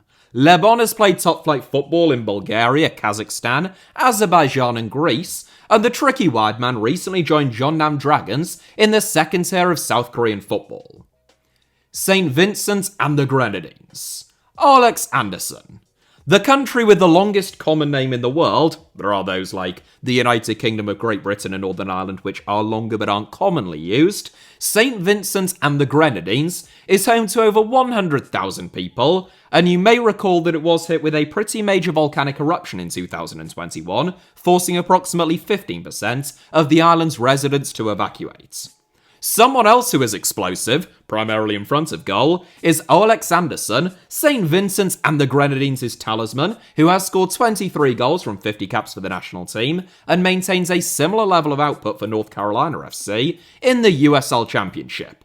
Anderson takes the crown, but it would be remiss of me not to at least mention Cornelius Stewart, St. Vincent and the Grenadines' 35-year-old captain and most capped player of all time, who played for the Vancouver Whitecaps about 15 years ago before they joined Major League Soccer. Sint Maarten, Giovanni Amatcarijo. Sint Maarten, which is not, I repeat, absolutely not to be confused with San Martin, is another former Dutch colony turned so-called constituent country of the Kingdom of the Netherlands, which is represented in this video by a Dutch-born player of Caribbean descent. Giovanni Amatcarijo was born in The Hague, which is where Benjamin Netanyahu belongs, but has represented Sint Maarten since 2023. A fleet-footed wide man who has played his best football in Sweden, Amatcarijo is currently on loan at his former club Östersund, and he has already scored 7 goals from only 15 caps for Sint Maarten. An honourable mention goes to Sint Maarten native Iluongo Pata, who was most recently contracted to Mafra in the second tier of Portuguese football. Suriname, Geraldo Becker. The likes of Edgar Davids, Jimmy Floyd Hasselbank and Clarence Seedorf were all born in Suriname but represented the Netherlands. Meanwhile, Suriname star man right now was born in the Netherlands. Geraldo Becker was born in Amsterdam and represented the Netherlands at every youth level from the under-16s through to the under-20s. A graduate of the esteemed Ajax youth ranks, Becker was signed by Union Berlin following their promotion to the Bundesliga in 2019, where he scored 24 goals in 140 games, before making a €3 million move to Real Sociedad. Signed by Osasuna about a week ago, Becker began representing Suriname in 2021, and he has so far scored 5 goals from 16 caps for the tiny South American nation that is in with a genuine shot of qualifying for their first ever World Cup in 2026. I should also mention Gleofilo Vleiter, who is Suriname's all-time leading goal scorer, with 15 goals at the age of 25. He plays for Újpest in Hungary, and is actually related to Jimmy Floyd Hasselbank. If Danilo Duque ever accepts a Suriname call-up, he would be in with a shout, but right now Becker takes it. Trinidad and Tobago, Levi Garcia. A sensation for almost 6 seasons at AK Athens, Levi Garcia is a fast, athletic, and sharp-eyed winger-cum-striker who scored 56 goals in 160 games during his time in Greece. Signed by Spartak Moscow last February, where he plays alongside former Tottenham loanee Gedson Fernandes, Garcia has 8 goals from 42 caps for Trinidad and Tobago to date, aged 27. He features ahead of 22-year-old Atlanta United midfielder Ajani Fortune for the Soccer Warriors. Turks and Caicos Islands, Billy Forbes. 3 out of 5 of the lowest-ranked national teams in the world are British tax havens in the Caribbean, and the Turks and Caicos Islands are one of them. Not blessed with a huge amount of talent, and I am being kind there, it is therefore difficult to overlook the country's all-time leading goal scorer and appearance holder Billy Forbes. Born on the islands, Forbes played soccer in the United States from 2012 to 2023, never quite reaching Major League Soccer, but starring for the likes of San Antonio FC and Phoenix Rising FC just below that level. Age 34, he still captains Turks and Caicos, for whom he has scored 19 goals from 32 caps. The United States Virgin Islands, Joshua Ramos. Well, it took until our penultimate nation, but we finally have our first inclusion who doesn't have a Wikipedia page. The US Virgin Islands are ranked as the 4th worst national team in the world, and they recently won their first game in over 2 years against the Marshall Islands, in what was, quite literally, the first international football match that the unaffiliated Marshall Islands national team has ever played. There are US Virgin Islands players, it should be said, with Wikipedia pages, but 25-year-old right-winger Joshua Ramos recently joined the Chattanooga Red Wolves, who compete in the USL League One, making him good value for his inclusion. The United States, Christian Pulisic. The highest-placed Concacaf nation in the FIFA World Rankings, sandwiched between Colombia and Uruguay in 15th, but the lowest ranked alphabetically, we end with the continent's largest nation. A country of almost 350 million people, but one where football has long faced an uphill battle to rival the other major league sports. It looked like the US had a bit of a golden generation on their hands, ahead of co-hosting the 2026 World Cup, where they will host far more games than either Mexico or Canada, including every game from the quarterfinals onwards. That hasn't really materialised, as of yet, with promising youngsters like Giovanni Reina having failed to kick on as hoped, and a Maurizio Pochettino-led USMNT having lost games against Panama, Canada, Turkey, Switzerland, Mexico and South Korea in 2025 alone. Nonetheless, the US still have some notable talent, including the likes of Fulham's Anthony Robinson, Bournemouth's Tyler Adams, Marseille's Timothy Weah, Juventus's Weston McKennie, and Bayer Leverkusen's Malik Tillman. Pulisic remains the talisman, a repeat inclusion in this series from 5 or 6 years ago, now playing for AC Milan, and having enjoyed a renaissance at the San Siro following an injury-plagued spell at Chelsea. Having broken through so young, Pulisic has already scored 32 goals from 79 caps for the USMNT, still aged only 26, and he should probably be targeting the country's all-time caps and goals records before he hangs up his boots. American Samoa. Jordan Maffrey. Consistently one of the lowest ranked national teams in the world, American Samoa were literally rock bottom of the FIFA World Rankings in 2006, and they peaked at an all-time high 164th place in October of 2015, following victories against Tonga and the Cook Islands. That was over 10 years ago, and American Samoa have only won one game since then, also against the Cook Islands, in their most recent game in fact, which was itself over a year ago. Many OFC nations don't play many games, it should be said, and attempting to figure out who is their best player can be about as challenging as attempting to identify the best rower in Lesotho or the most ethical member of the Israeli cabinet. Those, of course, will be my next 2 videos. It also means the Getty Images don't have any photographs of several inclusions in this video, Jordan Maffrey included. In these unfortunate circumstances, I will use photographs of the countries in question instead, as a form of cultural enlightenment. Many of them are quite beautiful. There are, to the best of my knowledge, no fully professional American Samoan footballers. Jordan Maffrey is a registered member of the Royal Racing Club de Waterloo, or RRC Waterloo squad though, who compete in the amateur 6th tier of Belgian football, having been relegated from the 5th tier last season. Currently 4th in the table with 10 wins from their opening 14 matches, Maffrey has scored 2 goals in 10 games from attacking midfield.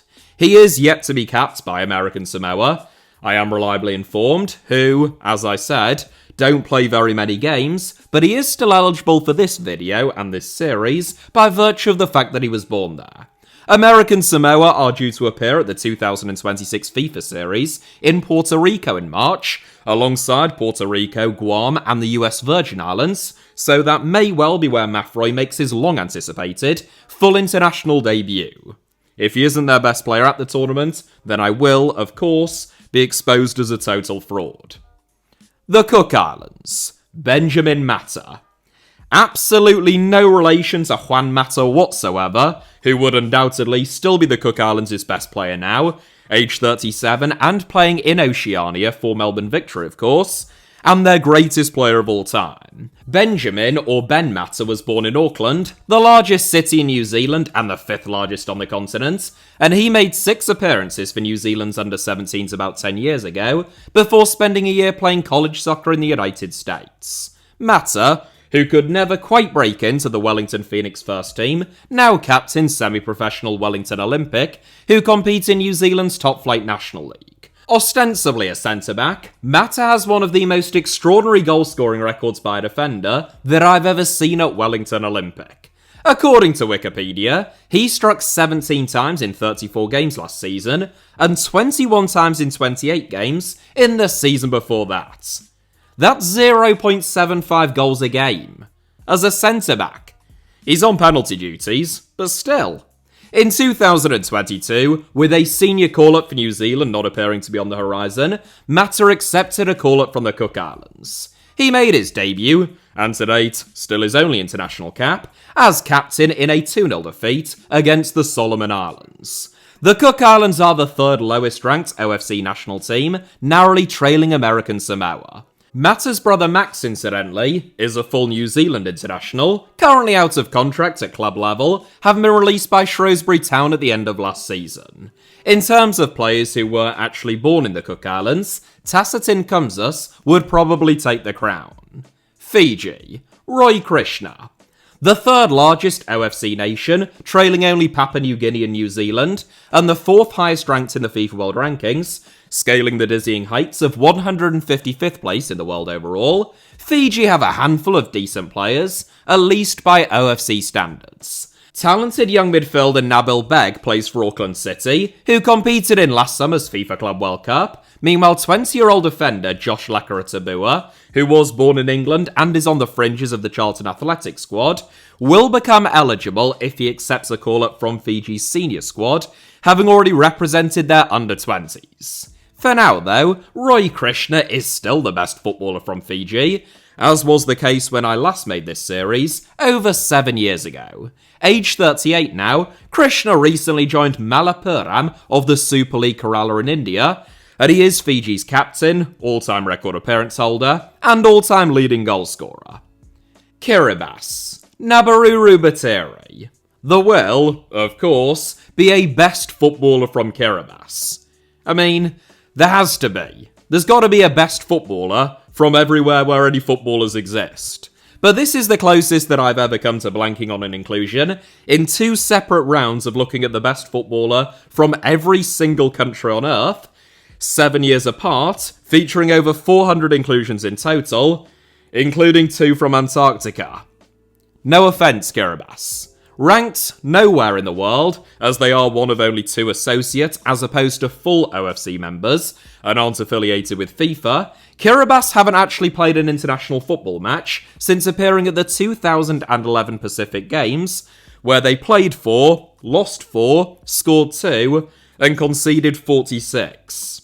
Their over 14-year hiatus is the result of Kiribati's tiny population, which is spread out over about 30 atolls, roughly 20 of which are inhabited, a chronic lack of funding, as Kiribati has a very small economy and receives next to no funding from the OFC and none from FIFA, and the fact that they keep pulling out of tournaments and fixtures when invited.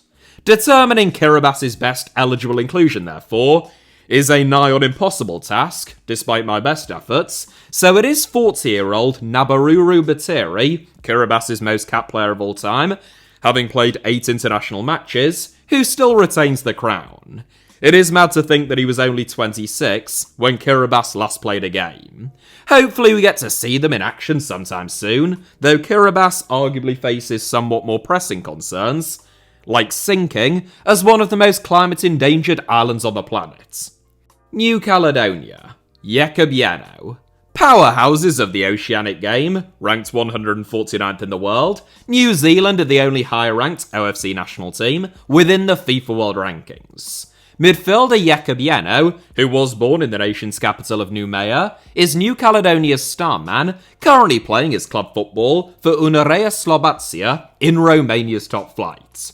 Yeno has previously played for the likes of Grenoble and Beitar Jerusalem, and he has been capped 7 times by New Caledonia, who could yet still qualify for the 2026 World Cup. They face Jamaica in the semi-finals of Pathway 1 of the Intercontinental Playoffs, the winner of which will face DR Congo for a spot at the tournament. It would take a miracle, but hey, who knows? Yeno features narrowly ahead of 37-year-old Georges Gop-Fenepe, who has scored 18 goals in 26 games for New Caledonia, while playing 5th-tier football in France. New Zealand. Chris Wood. The undisputed titans of the OFC ever since Australia's departure, New Zealand are the only remaining OFC members to have ever appeared at a FIFA World Cup in both 1982 and in 2010, thanks to OFC being awarded with an automatic spot at the expanded 2026 World Cup. The All Whites will appear at their first World Cup in 16 years next summer, which is a real stroke of good fortune, seen as though their nickname is the current entrance policy at the US border. Chris Wood appeared at that World Cup in South Africa back in 2010, where New Zealand were the only team to go undefeated, but were still knocked out during the group stage, and he will be dreaming of going one better as the team's leader and talisman in less than 7 months' time. New Zealand's captain, all-time leading goal scorer, and joint most capped player of all time, Wood featured for New Zealand in this series 7 years ago, but he is even more nailed on now, following his best ever season with Nottingham Forest last term, in which he scored 20 Premier League goals. Only Mohamed Salah, Alexander Isak, and Erling Haaland scored more. An honourable mention goes towards 20-year-old club and international teammate Tyler Binden, who has already been capped 21 times, and is currently on loan with Championship strugglers Sheffield United. Papua New Guinea. Tommy Semi. Rugby league is the most popular sport in Papua New Guinea, so it is fitting, I suppose, that the country's best footballer looks a bit like he plays rugby league. The country's first-choice centre-forward for over a decade now, 31-year-old Tommy Semi was born in the town of Bololo, which was once an important centre for gold dredging, but is now better known for its insect farming. Semi didn't go into either big insects or big precious metals though, choosing instead to become a bagsman in New Zealand and Australia's part-time football leagues. The scorer of 10 goals from 26 caps for the nation that is currently ranked 170th in the world, Semi plays his club football for Melbourne Knights in the regional second tier National Premier League's Victoria. He features ahead of Papua New Guinea's captain Alwan Komalong, who also plays second tier football in Australia. Samoa. Pharrell Trainer. Samoa are the second lowest ranked OFC national team, of those that are ranked at all. A Polynesian island nation of roughly 200,000 people, where rugby union reigns supreme, Samoa's national football stadium is actually named in honour of disgraced former FIFA president Sepp Blatter. Samoa haven't played a game in over a year, and in their last game, a 2026 FIFA World Cup first-round qualification tie, they lost 8-0 against New Zealand. Their star man, Pharrell Trainer, is the OFC's youngest inclusion, still aged only 19. But, incredibly, already capped 8 times. I say incredibly because Samoa haven't even played a game since he turned 19. A striker come wide man who was born in Australia, Trainer plays his club football for Maitland FC, another semi-professional second-tier Australian club, having spent the last 2 years playing semi-pro development football in Germany. He features ahead of fellow Aussie-born 19-year-old second-tier semi-pro Alex Malulu, and Samoa's captain, leader and legend, Andrew Sitafano. The Solomon Islands. Raphael Ley. The Solomon Islands are the third highest ranked OFC national team, and they provide one of the easiest selections in this entire series. The highly experienced Mika Lealafa deserves the most honourable of mentions, of course, but Raphael Ley will go down as the greatest Solomonese footballer of all time. The first Solomite to play professionally in Europe, Ley has already scored 12 goals from 24 caps for the national team, still aged only 22. If the Solomon Islands play enough games, a frequent challenge as we've already acknowledged in OFC, then the country's appearance and goal-scoring records should be well within reach. A gifted and fleet-footed wide man who can play on either flank but is happiest on the left, Ley scored a ridiculous 91 goals in 44 games for Solomony outfit Henderson Eels while still in his teens. Following a brief stint with Velez Mostar in Bosnia, Ley now plays for Wollongong Wolves, another semi-pro second-tier Aussie club, and reaching the A-League ought to be a realistic ambition. Tahiti. Tianui Tahau. OFC Nations Cup winners in 2012, which granted them access to the 2013 Confederations Cup, where they were spanked 10-0 by reigning European and world champion Spain, Tahiti are ranked 157th in the world today. Young Tierno Milamono is among the standout players born in Tahiti, which is the most populous island in the semi-autonomous French Polynesia, but he represents Madagascar at international level, and therefore is ineligible for the Tahitians. Tianui Taho, whose name I am pronouncing so badly wrong that even his own family members wouldn't know that I'm talking about him, who was also born in Tahiti, faces no such obstacles as the national team's captain and all-time leading goal scorer and appearance holder. The 33-year-old menace has scored a laughable 415 goals in 285 games for Tahitian club Venus, and 31 goals from 49 caps for Tahiti's national team. It is a shame that he has never been tested abroad in a bigger or more competitive league, but within Tahiti, Tiahu is like a modern-day Ferenc Puskás, only much more prolific. Tonga. Anthony Licky Licky. Yes, that is the pronunciation that we're going with. The lowest ranked OFC nation within the FIFA World Rankings, 9 places below Samoa, Tonga also haven't played a game in over a year, and in their last game, a 2026 World Cup qualifier, they lost against Samoa in extra time. Leggy Melbourne-born winger AJ Inya, who has expressed an interest in representing Tonga, will become the national team's star man if or when he wins his first cap, but for the time being, it is Tongolese native Anthony Licky Licky who narrowly takes the crown. A 25-year-old second striker, Licky Licky has been without a club for at least 4 years, but is still, probably, the best player from Tonga. They are the 197th ranked nation in the world, alright? Tuvalu, Jason Alama. Halfway between Australia and Hawaii, Tuvalu is the world's second smallest sovereign state by population, ahead of only the Vatican City, and the smallest with a confederation-affiliated national team.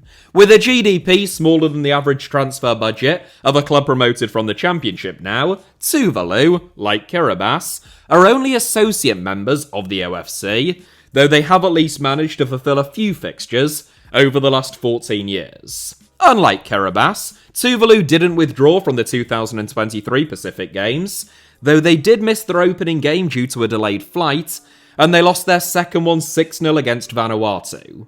Jason Alama isn't ever present for the national team, which means that he's won 3 caps. An attacking left-back who was born in Auckland, Alama plays for the West Coast Rangers in New Zealand's top flight, which makes him a very obvious and easy inclusion. Vanuatu, Brian Kaltak.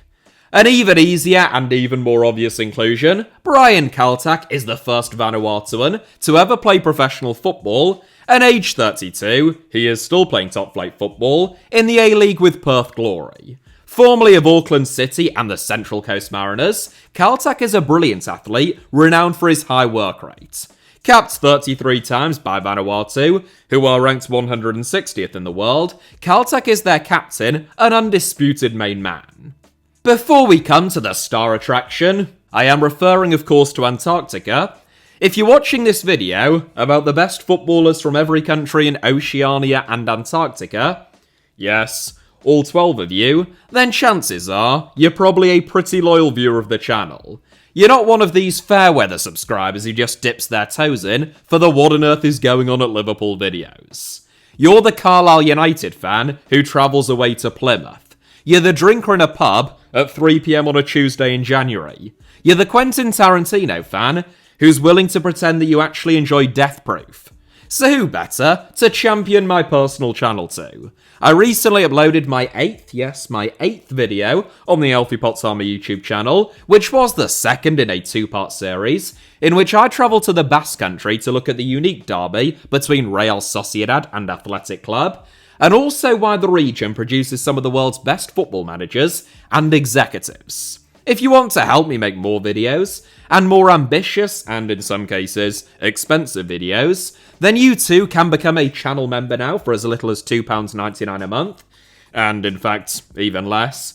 You can just set the amount, so technically as little as you want, either via the Alfie Potts Armour YouTube channel or, even better, via buymeacoffee.com/Alfie Potts Armour. I've never done a brand deal on either of my channels or on social media, and with a big enough community, I can maintain that, along with my editorial freedom.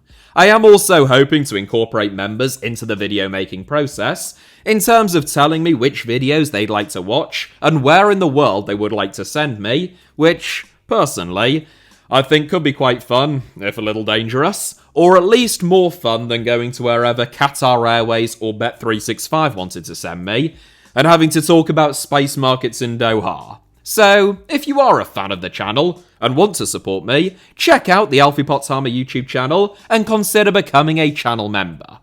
Right, back to the video. Antarctica. Luca Frostoni. Steve Freeze, the greatest Antarctic footballer of all time, and the greatest footballer of all time full stop, at least as far as I'm concerned, tragically had to hang up his webbed boots in 2023 following a double ACL injury at the age of 41. Heartbreaking, no doubt, but also fairly remarkable, since the average life expectancy of a chinstrap penguin is just 15 to 20 years. And also, in fairness, it must be hard to warm up out there. Oh, God. In his absence, it is another veteran of the Antarctic game, and perhaps the continent's all-time greatest late bloomer, Luca Frostoni, who takes the crown. Formerly of King George Island FC, Larsman Hills Athletic, and Eco Nelson Wednesday, Frostoni was labelled as a journeyman at one stage, but he has roared back with a stunning renaissance over the last 5 years. Since joining Deportivo della San Marino on Barry Island, just off the west coast of Antarctica in 2020, Frostoni has scored 785 goals in just 236 matches, putting him third among the Antarctic First Division's all-time leading goal scorers. A wonderful instinctive first-time finisher, Frostoni's movements and anticipation are among the best that we've ever seen either on grass or on ice, so he features narrowly ahead of Galindez Island's fleet-footed wide man, Hazik Aissheet. Hopefully, at some stage, we can see a Kiribati versus Antarctica All-Stars game, and we can finally put to bed the age-old debate that kids won't stop arguing about on social media of who's better between fellow 40-year-olds, Frostoni and Nabaruru Bateri. That is it for Oceania and Antarctica. Now I am going to very quickly rattle through the sovereign states that don't have national football teams affiliated with any confederation. Monaco's best player would be Brighton's Olivier Boscagli, formerly of Nice and PSV, who was born in Monte Carlo and represented France at youth level. The Vatican Cities would be one of the Swiss Guards, most of whom go unnamed, so I will have to pick the current commander of the Swiss Guards, the unfortunately 64-year-old Christoph Graf, narrowly ahead of the 70-year-old Pope Leo XIV, and the UK's, who technically feature as they are a sovereign state without a national football team, even though all 4 constituent nations of the UK do have UEFA member national teams, would be Harry Kane, in my opinion anyway, narrowly ahead of Bukayo Saka, Jude Bellingham, and of course Craig Gordon. Those are the 3 countries that are sovereign states but don't have confederation-affiliated national teams that I thought that you were most likely to guess.